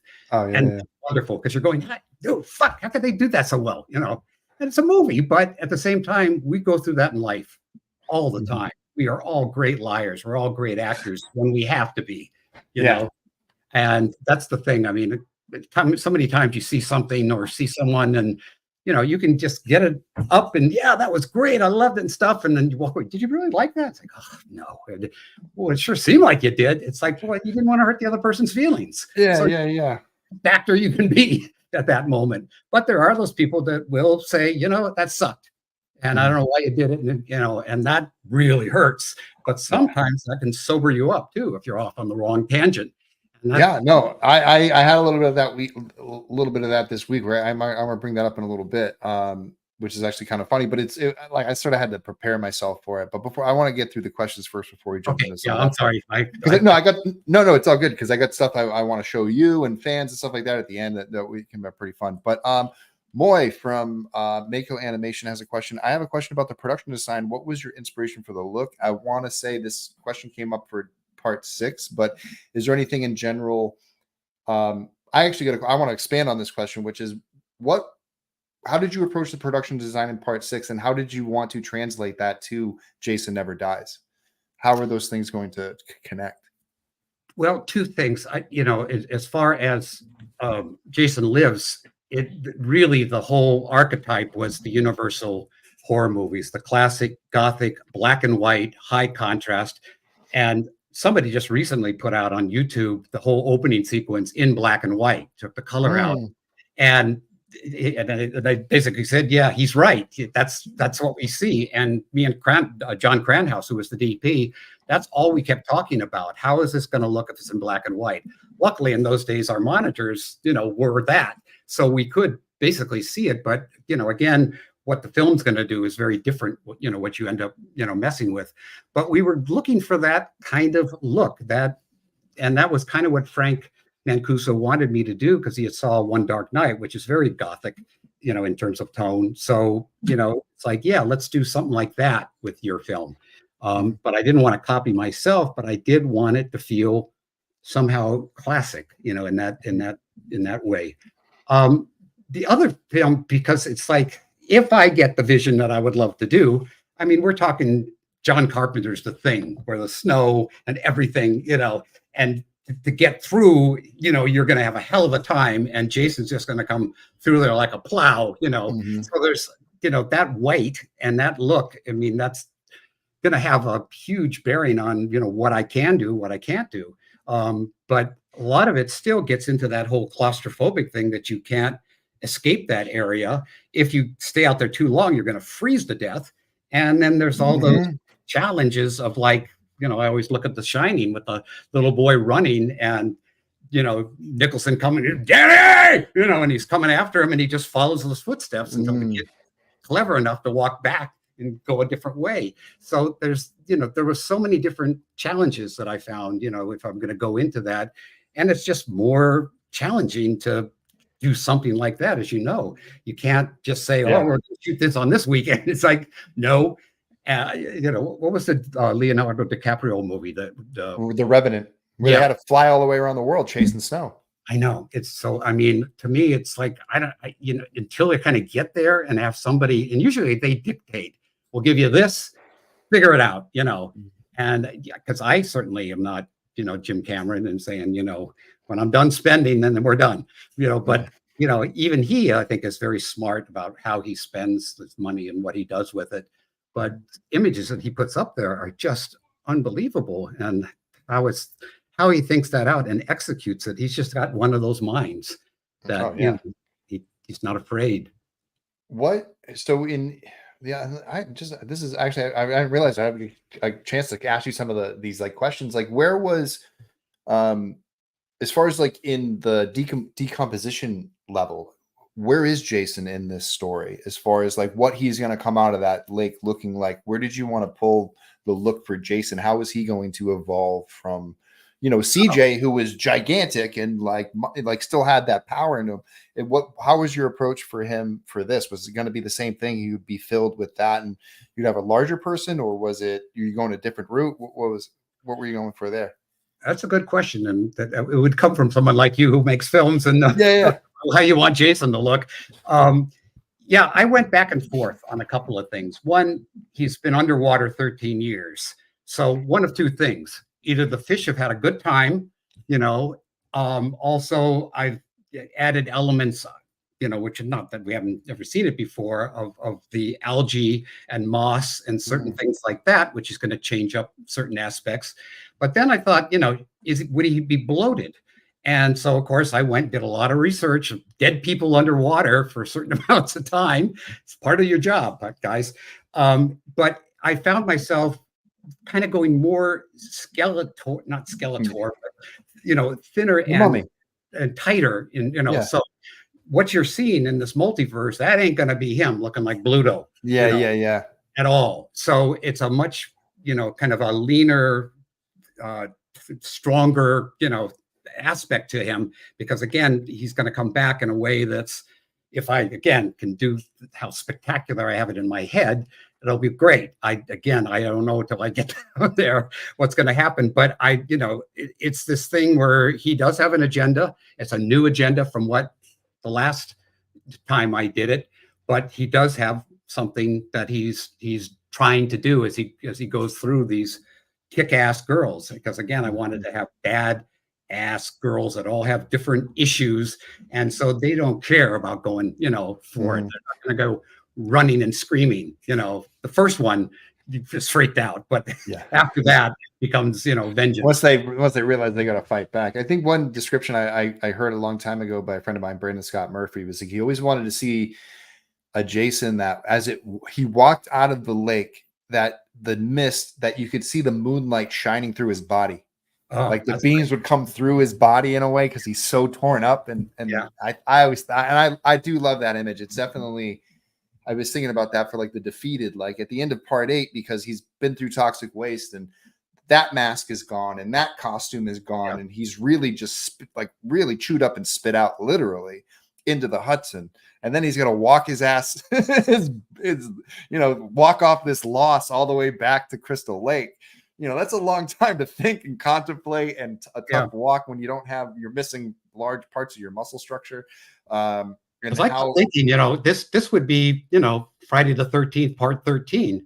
Yeah. But, after he's been blown up and eaten and, it's like the continuity, I don't know how you do that, which is why I went back to a more mythical, legendary. You can buy it if you want to buy it, but I don't know about you guys, but when there's a ghost story, it's like, no, listen to him. He's right. You're wrong. That's not just a hallucination. That's the real. So it's that, suspending disbelief aspect.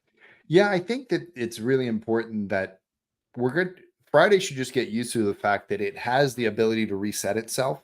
Yeah. That because it's shown that it can reinvent itself and still live on, as long as it has another one behind it with, if the idea works, keep it going. If the idea doesn't, shift and do something else. And it would be really nice if they sort of had that approach to have, like, it's funny. They're so worried about what they're going to do. And to a certain degree, I do think there is an importance to whatever they do first, so that's why I think a lot of people are like, oh, they're doing the game. And what's that really like? So what? You know what I mean? What's really going to matter is when they start putting those characters on screen and telling story. It's like, is this a story that's going to carry through multiple things, or am I tuning into a new Friday every few years? And that no matter what, as long as they stick within that 5 to 10 million budget range, they're going to, that money's going to come in. People are going to show up and be interested and curious.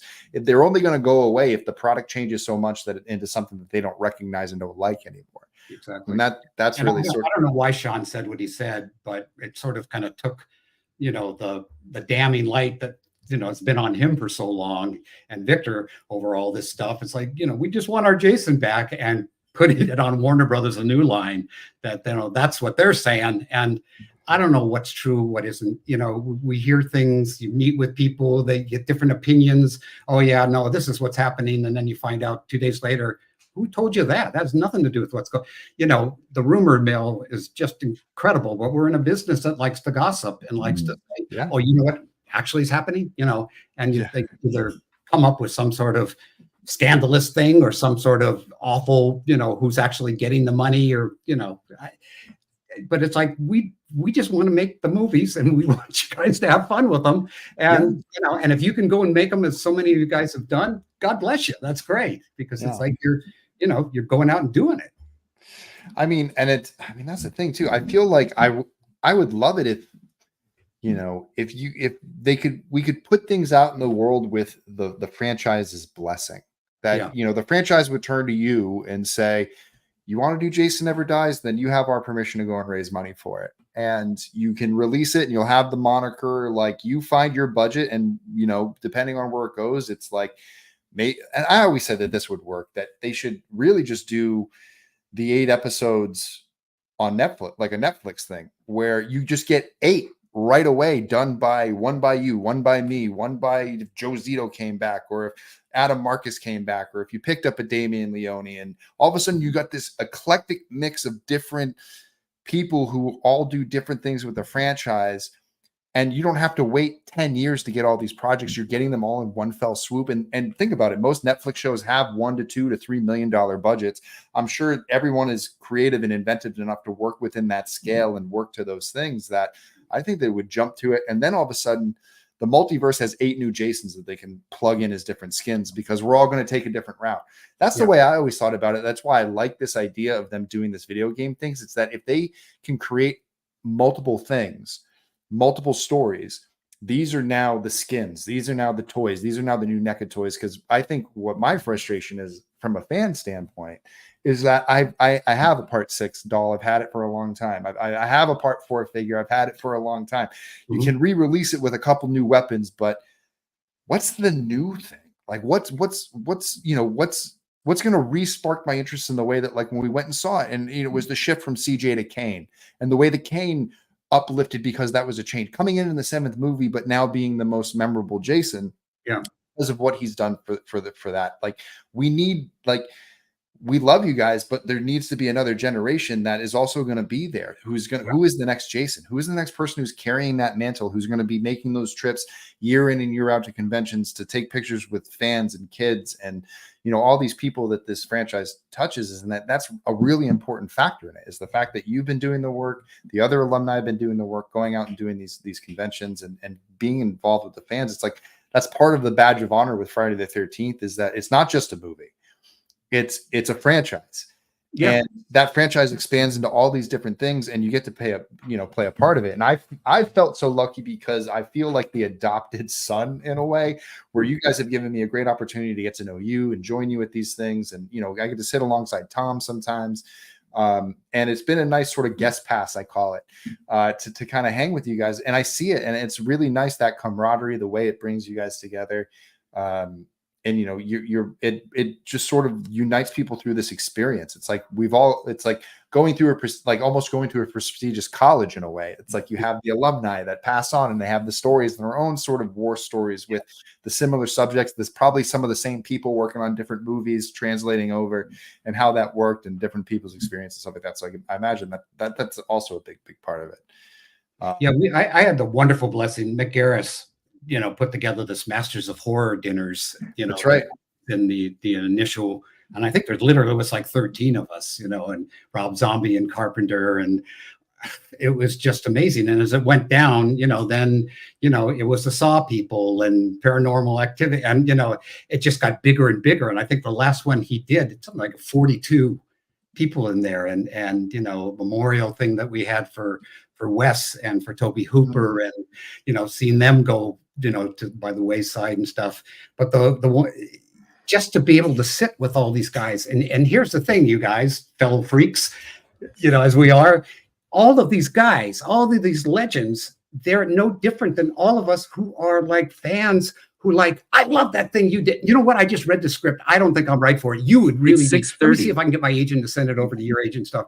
There was this incredible camaraderie and talking about things. Now, of course, the loudest voices was always John Landis and Quentin, because they're just, what? And they say something, everybody else gets quiet. And Guillermo just, was the loving guy. Come in, he came up with the name Masters of Horror. You can't meet him without getting this bear hug from this guy. But that's the kind of people there were. And one time we were all sitting there and somebody said, okay, we got all these so-called Masters of Horror. What's the scariest horror movie out there? So everybody's like, sort of embarrassed. What are you going to say? What are you going to, And somebody went, The Last Temptation of Christ. And everybody agreed. Talk about a guy who shouldn't be beaten so savagely, so gory, and it was sort of like that. Yeah, that talk about unjust and horrific and, and to die for this greater cause and all this stuff. That had such intense, horrific elements to it that, it was R-rated, and like I remember watching people trying to get in, like, sorry, no, it's an R.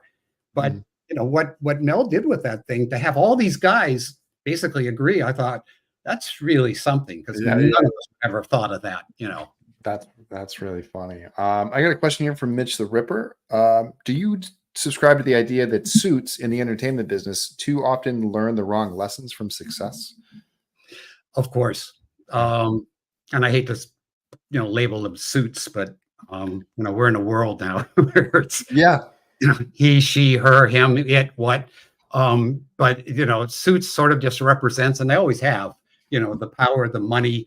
And, and when we're out making these things, it's like, what do those guys in those towers know? They came out of accounting. Well, that's their job. And I mean, their responsibility. They won't get fired if they come in under budget, where they make the right choices. So that's their objective. But don't tell us, how to make the movie. But that title gives them a chance to do that. And if you go on a film set now, there's like 40 chairs of all these producers, co-producers, co-executive producer, associate producer, co-executive.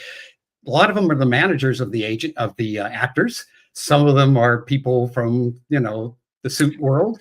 And they have, and a lot of times there are no butts in those seats. There's just the props have to put out all these chairs in case they show up. The seat better be there. If they need it. Yeah. But there's so much money. I mean, Sean is right in the regard that if I did this movie called The Unsaid with Andy Garcia. It was touted as a $20 million movie. We were making the movie for $4 million, barely. But they inflated this thing for the investors to think this thing was a big $20 million thing. And that is just a small little portion of what really goes on out there, because, all the secretaries, all the people, the guy who parks your car, everybody, in a studio is on payroll. And all that stuff sort of funneled into, what the costs of running a studio and making movies are. And so little of it actually gets to the screen, which is why indie is so great if you can somehow stay in charge. And if you fail, it's on you. If you succeed, it's also on you. And it's a much better kind of sane way to do it. But when it starts to cost money that other people are putting in, they want to have a say so. Yeah. No, there's definitely that side of it. I think the one thing about independent cinema about, not having the luxuries and sort of being able to have, blow up the bridge and do all those kind of things. But if you write to it, it's low risk, high reward. I mean, it's the low budget features that when they take off, they make money. And even when, Dune goes out there and makes $1 billion, it's still barely scratching a profit back. You know what I mean? They got to pay off all those suits in between and all those people that kind of come in there. Have you ever, but what's nice is that there are certain moments I've seen it, and it's wonderful when you get people in that position who actually serve the creatives, who take care of the creatives. Is there anyone that you could throw a shout out to as far as in your career that you were like working with this person, like this is the way it should be done? I hesitate to do that because there's been so many people that I'd hate to not include them. Yeah. Okay. But examples of things that people have done, I guess, then. I had this wonderful Israeli female producer, executive producer, Orly Adelson, on this movie that of all titles, it was the Texas cheerleader scandal that we were doing. And, it was all about these, badass cheerleaders, that kind of sort of was taking down the school, and they're, one of their mothers was the principal, and again, true story. But there was this wonderful thing of having a producer that would come to the set, make sure everybody was happy, you're getting what you need, blah, blah, blah, and then all the way down to when we are showing it to the executives, and they come in with a pad full of notes, and she stood between me or sat between me and them, and going, no, he can do that. Tom, you're all right with that? Yeah, okay, he'll do that. And she just was so pro to the thing. But if there was something smart, and I'm not the stupidest guy in the world, close, but if there was a good idea, it's like, that's a good idea. I didn't see that. Okay, let's do that. So you try to, balance it. But again, with a good producer, it's not like everything you think of is brilliant, but they're there to sort of go service, all right, what the executive, who they're working for, feels, and then what really is kind of a fair compromise. And compromise is a huge, huge thing in this business. And you kind of have to pick and choose your battles. You can't say every single one of them and get what I want, but you have to be clever to say, all right, I'll do that. But can you see how this is so important to me? Yeah, I guess, it's hard. It's a very political thing to try to do. Yeah, no, it's definitely, and I've been on both sides of it too. I worked from that position for a while too, as a production manager. I worked up in the line producing, and being able to see the numbers, know how much time we have, know that, I think it was always for me, it was always about the communication, because I knew what was being asked of the artist was unfair. I mean, I couldn't go out there and say like, this is ideal, but we have to put together this movie in this amount of time, which isn't enough. We all know it's not enough. Yeah. But what I'm not asking you to do is make the perfect movie. I'm asking you to follow this structure of, give me 2 weeks out of your time on each assignment, and whatever you do in those 2 weeks is your best. And that's where we put the pencil down. We just move on to the next thing. We just got to let it go, because we could sit here and we can go around the horn in these sequences a million times and really carve them through, but they're not paying for that kind of movie. They're paying for a movie that is one time through your brain or 2 times through your brain, and you're going to have to be okay with that. And I think that sometimes that's really hard for people. But when you have that much, you just really have to look at it, be like, okay, I can't get the things I want, but with the time I have, what can I accomplish? Yeah. And you have to keep stepping back and say, okay, what is the theme? What is the style? What is the tone? I mean, all these sort of ambiguous terms, but somehow as the director and the DP and all those people who are kind of setting all that visually and audibly, you have to kind of know, what do we do? How are we manipulating the audience? Because the truth is, that's what we do. We're trying to take you out of that theater or out of that TV with a remote in your hand and keep you, glued and involved. So you have to think about those other things, because if you suddenly do something that completely goes off and the audience like, wait a minute, did I change the channel by accident? What the fuck is this? Certain movies, that's kind of what the style is. You don't know what's going to happen.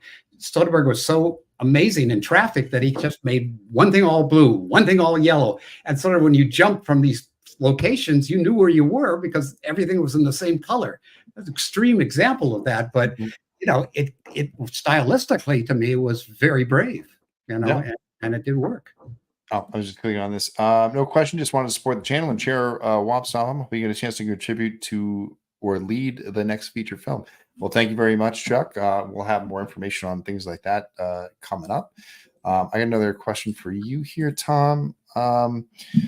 Question for Tom. Would you keep on recently if given the opportunity to make a movie? So teleporting, tanking guns, and immortal, or would you tone him down a bit? So how do you feel? Let's isolate this. Well, how do you feel about this Jason teleports thing, which is, I think it was a part 8 type stuff. Jason doesn't teleport, right? Or does he? I mean, that's not what I would choose. Yeah, so, apples and oranges. Some people love, that whole thing of, the Book of the Dead and the, all that other stuff that they kind of, pulled in. When Adam Marcus gets his documentary out here, which I'm sure you're aware of, it'll be very interesting to hear his version of Jason Goes to Hell. Are you in it? No. Oh, okay. No, but I thought he would have pulled you in. Yeah. Well, no, I mean, I wasn't around, I mean, with that particular thing. I mean, that was his thing and Sean's thing, and they obviously had created. you know, Adam, who I love dearly, is one of the sweetest men that walks this face of the earth. You know, he got put in the scope and got his head blown off many times. And, you know, it's not like every choice in that movie was things that he necessarily wanted. But, you know, he was, you know, Sean Cunningham's son and him were best friends. And he was what, 20, 21 or something? Yeah, no, it was the first thing. He was just out of film school. You know, he saw Sean as an idol. Yeah, no, it's really interesting hearing the story from his point of view. The amount of bullets that guy's taken over the years, you know, from fans. I mean, myself included too. And it was it's one of the things that we sort of, I did get a chance to be on the documentary because I think I was able to provide that fan insight type thing about the way it affected me as a fan too. And, you know, hearing Adam talk about what he wanted to do and where he got forced into it, I think goes back to Mitch's question about sort of how the suits can lead you astray. You know, and it's unfortunate because there was a version of that script and there was a version of that idea that I think that it would have been a continuation of what you were doing. He really was. And that's why I'm surprised he didn't pull you in, because everything that he told me was that he loved part 6. And that was his thing. And he loved Tommy. All the time, which I'm very honored. I mean, you know, wonderful, smart, talented. Have you seen his drawings? Seen the sketches? I mean, brilliant. He just whips those things out in an hour, you know, and it's like, holy shit. I know, I got to give up. You know, this guy is too talented. Well, so I'm gonna so I guess, I mean, and then you kind of answered the question before though, and I think I might have just tagged this before you did, but you know, you said he would be coming out, he'd be supernatural, he'd be an extension of who he was before, just more gnarly looking. Right? Yeah, we're in a territory now that's sort of like what the audience also kind of brings to it, you know, from their familiarity with the past. And, you know, in this thing that I did, what I, you know, consider a sequel, but it doesn't necessarily have to be looked at that, because I was very conscious of, say you've never seen any Friday the 13th ever, you have no relationship with the franchise. Can you go and take a date and hopefully have a great roller coaster ride without having to go, I don't understand what was, you know, that you, and again, I'm not saying you spell it out, but you just deliver something that works on its own terms. Then if you're a fan, there's plenty of things in there that you're going to go, oh, okay, I know what, you know, there's certain references or certain things that it's kind of the fan that's going to add that other, you know, dimension, which a lot of, obviously you guys are doing incredibly well with the, you know, the fan films, and we're loving that, you know, it's a nod to, you know, what influenced you. But remember, guys, too, and we were doing these things, you know, and I hate to say it because maybe everybody doesn't share this opinion, but I certainly did. You know, we wanted to make the movies that were in the 70s, you know, that influenced us. You know, Jaws and Exorcist, and I mean, you name it. It was like a golden age.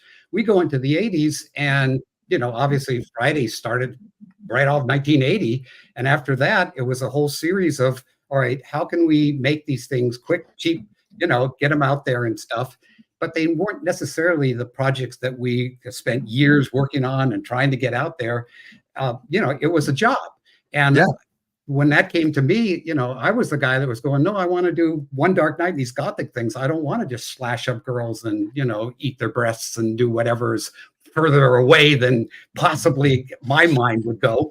But sort of, it's like, how much can we push the envelope?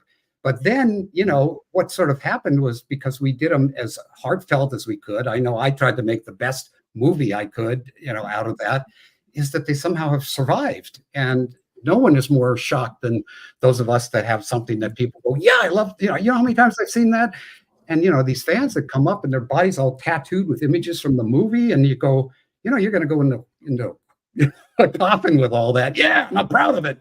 You know, okay, you know, but we never had that. You know, we watched obviously the Universal horror movies, like horror movies and stuff, but there was sort of a removal. You know, Vincent Price was really cool, but it wasn't the same as, you know, Jason and Jaws and all the other things that, you know, became, you know, such iconic horror figures.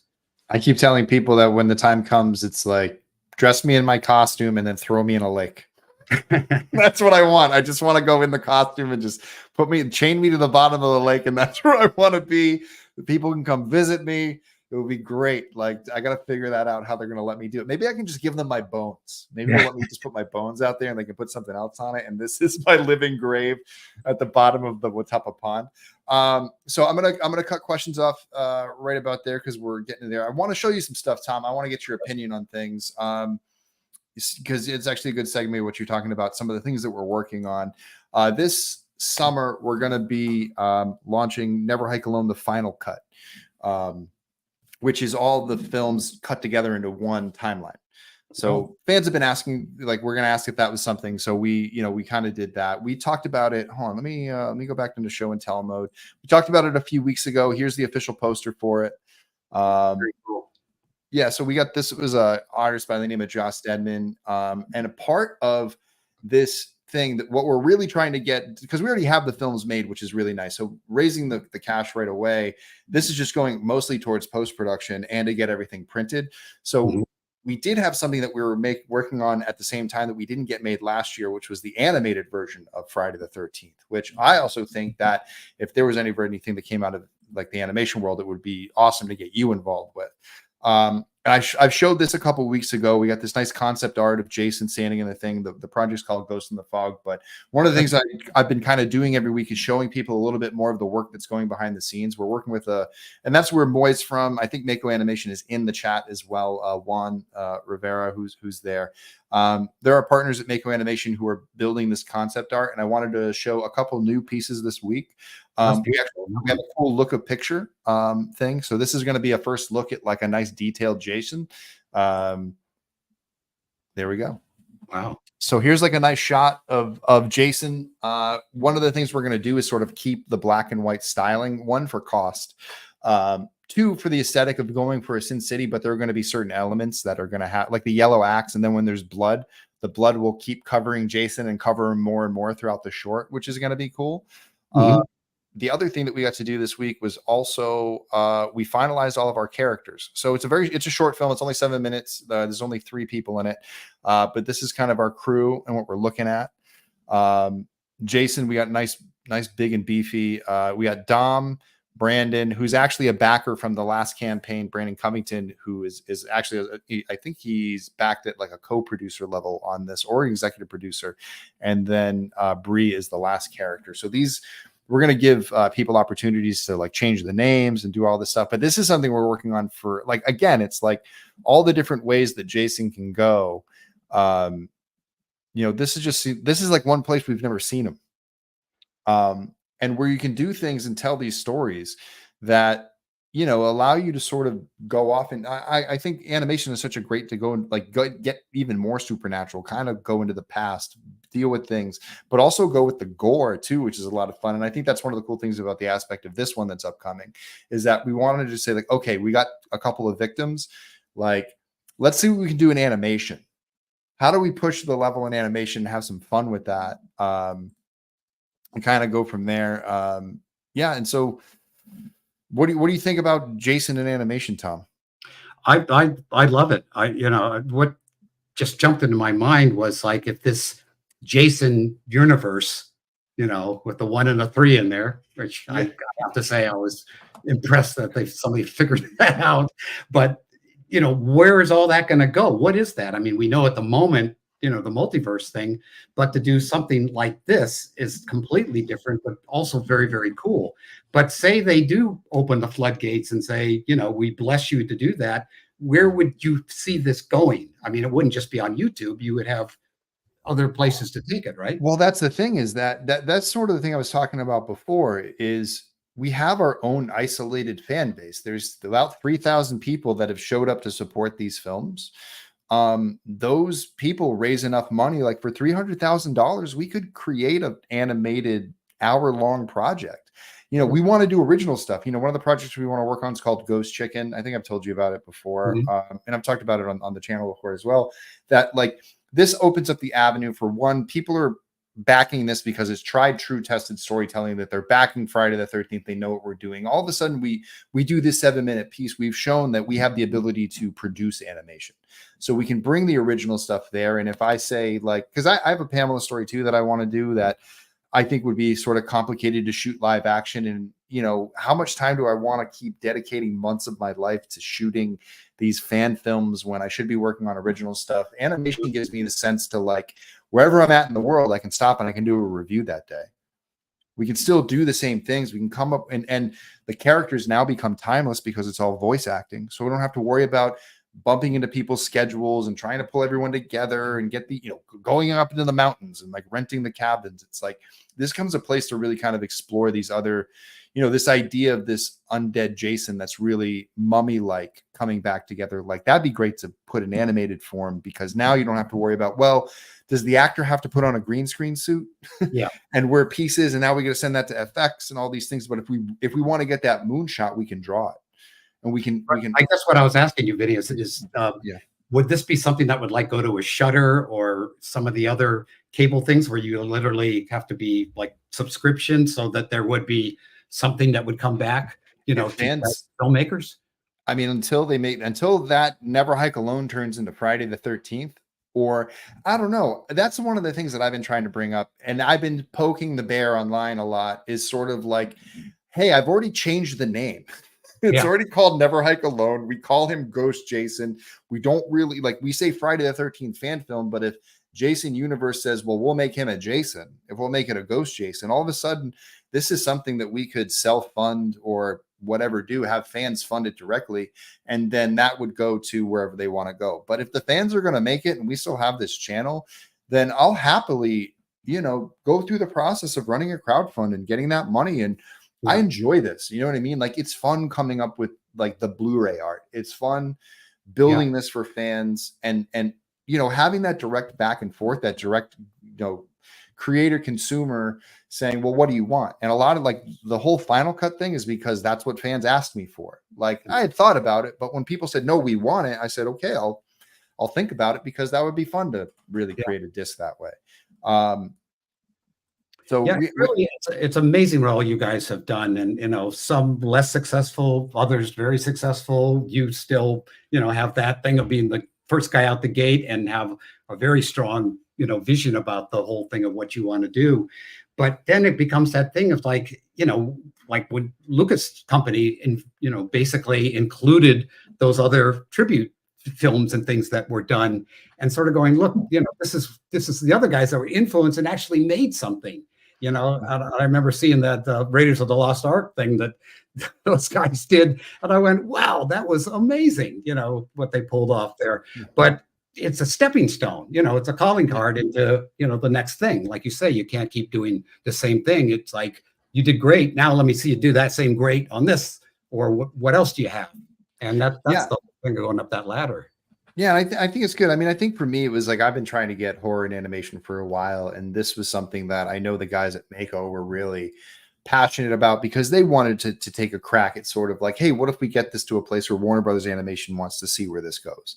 And there's always that sort of aspect now. I think when I first made Never Hike Alone, I never thought that was possible, but the way that we're pushing it now, I feel like the right conversation, the right timing, if something just catches the right way on social media and it catches a big enough wave, all of a sudden the studios will turn like, well, something's popular on social media, so we have to do whatever social media tells us.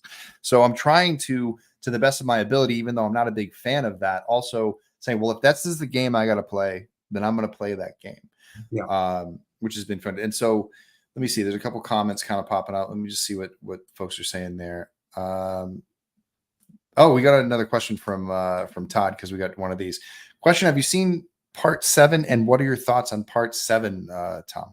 You've seen John's film? Of course, yeah, definitely. I think the first 5 minutes is my film, isn't it? Yeah, exactly. Which I was sort of surprised about, but I thought, well, okay, which I guess was good for the actors, because I think they got paid twice then. But yeah, what John did to me was just the complete opposite of what I was told, I better not do, which is, excessive stuff. I mean, he lost so much great stuff, with they just had such a, all right, not whole sequence goes out. I only had to, kind of dick around with frames, here and there. And yes, I lost some great effects, and I felt really bad because it didn't have the, I hate to say this in the world of sex, the cum shot, but it's like when in the cop's head, that skull cracked and you saw a piece of brain kind of pop up, or the triple and those guys worked really hard to see all those 3 heads go and come off, and it looked great, so I mean things like that. But I can't say the whole sequence was gone. You immediately kind of jumped into the comic thing with Roy, and I just kind of tried to keep the ball in the air. But what he did, and Kane's way of doing Jason with the breath and all, seeing the ribs, all that stuff was just, amazing to me. And, Laura, I got to do a Freddy's Nightmare with her. So I, adore her. So there was just so many things that I really, really loved about the film. And it does fall into that, Jason meets thing, as you said, Jason meets Carrie. But, I don't know if it was made because of that, or because it's like, well, here's a kind of an interesting idea. What if he was coming up against somebody that had, psychic powers? It doesn't matter. I mean, it was, the 7th one, and he was taking it in a direction that he knows, which is, special, effects, makeup effects. And, we could have never done something like that. But, you see all my comedy roots in there big time. Yeah. Because I did, visual comedy for so many years, and, directed Dick Van Dyke and Lucille Ball and all these legends, so it's hard to take, the boy. You can take the boy out of the church, but you can't take the church out of the boy. And it's still a big thing in my life. Oh, that's amazing. I didn't realize you worked with Dick Van Dyke and Lucille, but what years was that? 76 and 77. I was a writer. I got an Emmy nomination as a writer for Van Dyke and Company. And every week it was like Tommy Smothers, Carol Burnett, Freddie Prinze, obviously Sid Caesar, who was like the king of comedy in the early 50s and stuff.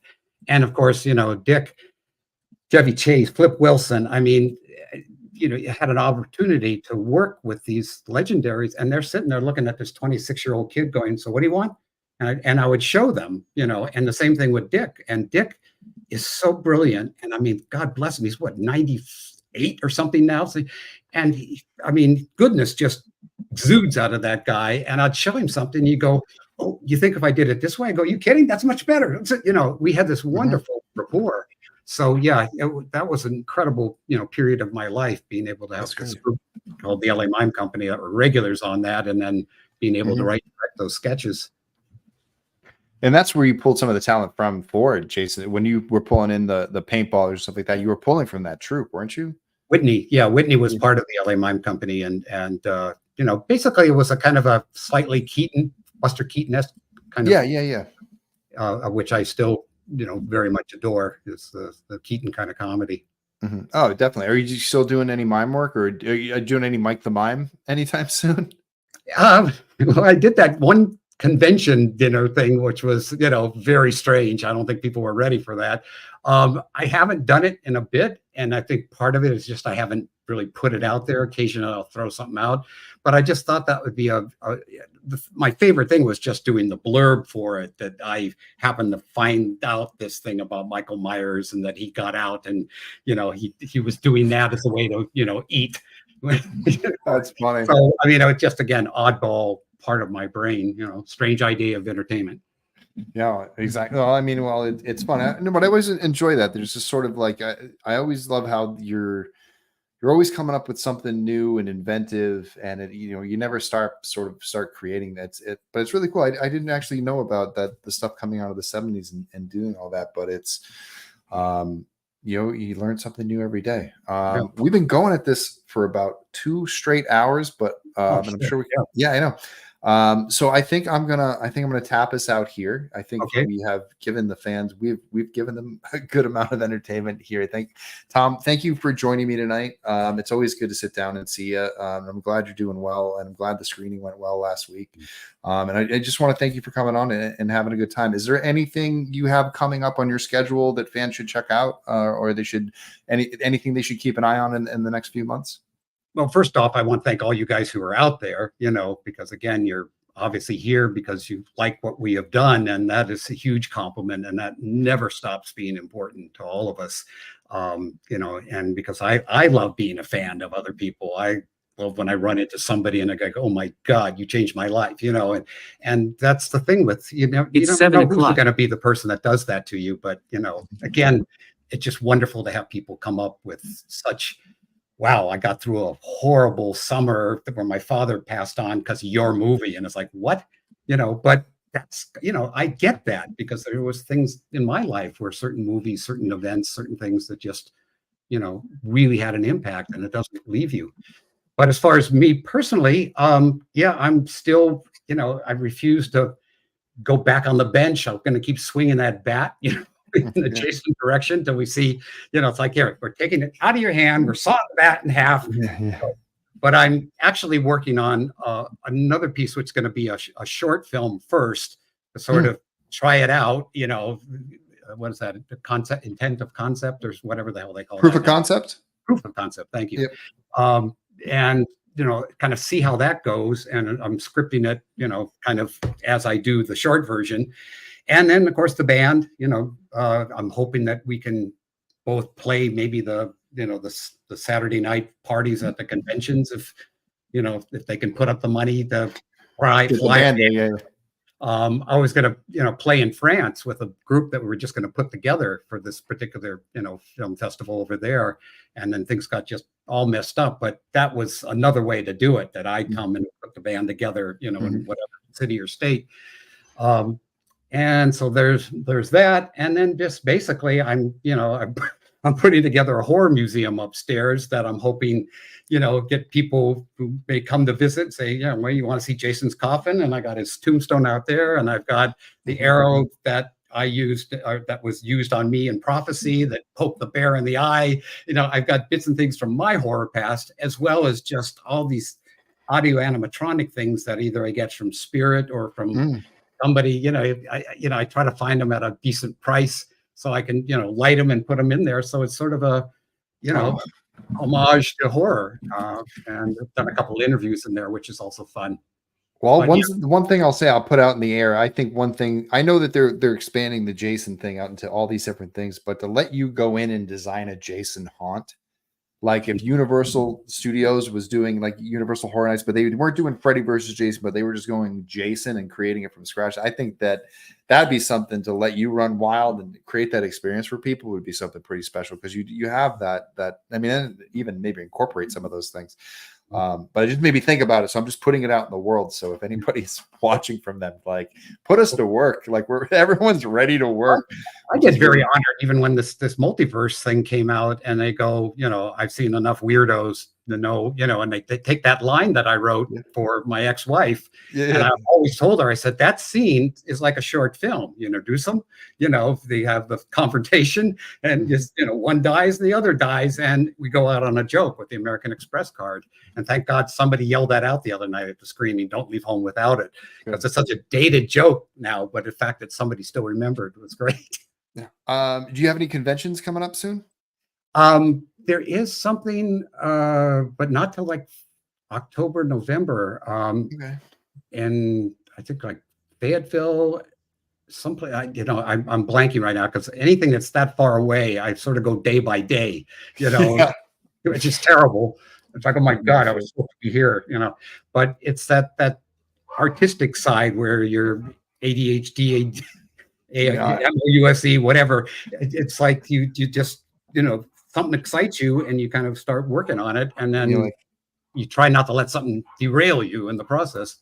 But or else you're just sitting there waiting for months, being like, well, I have to do this thing, so I have to wait till that's done. And like, it's there when I get to it, I'll get to it, because right now I'm working on this.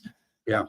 I mean, the one thing that was so great, and I didn't necessarily want to leave movies, but when I got into television, literally, I'd finish a movie, I would have like, you know, that thing, okay, great, let's go to Disneyland, let's do all this fun stuff. And then I'd start to get stir crazy. But, you know, for whatever reason, there would always be on a Thursday, you get a call, we're sending you a script, it needs work, which is always the thing they say, but read it. If you like it, let me know tomorrow. Friday, you're on a plane Saturday to Toronto, to Vancouver, to England, to New Zealand. incredible adventure, period. And there's a lot of them that it's like, I wouldn't watch this movie. Ah, shit. Okay. Let me figure out how I can wake up every morning and go, I'm glad I'm doing this. Please don't, God, plus hit me. I want to finish this.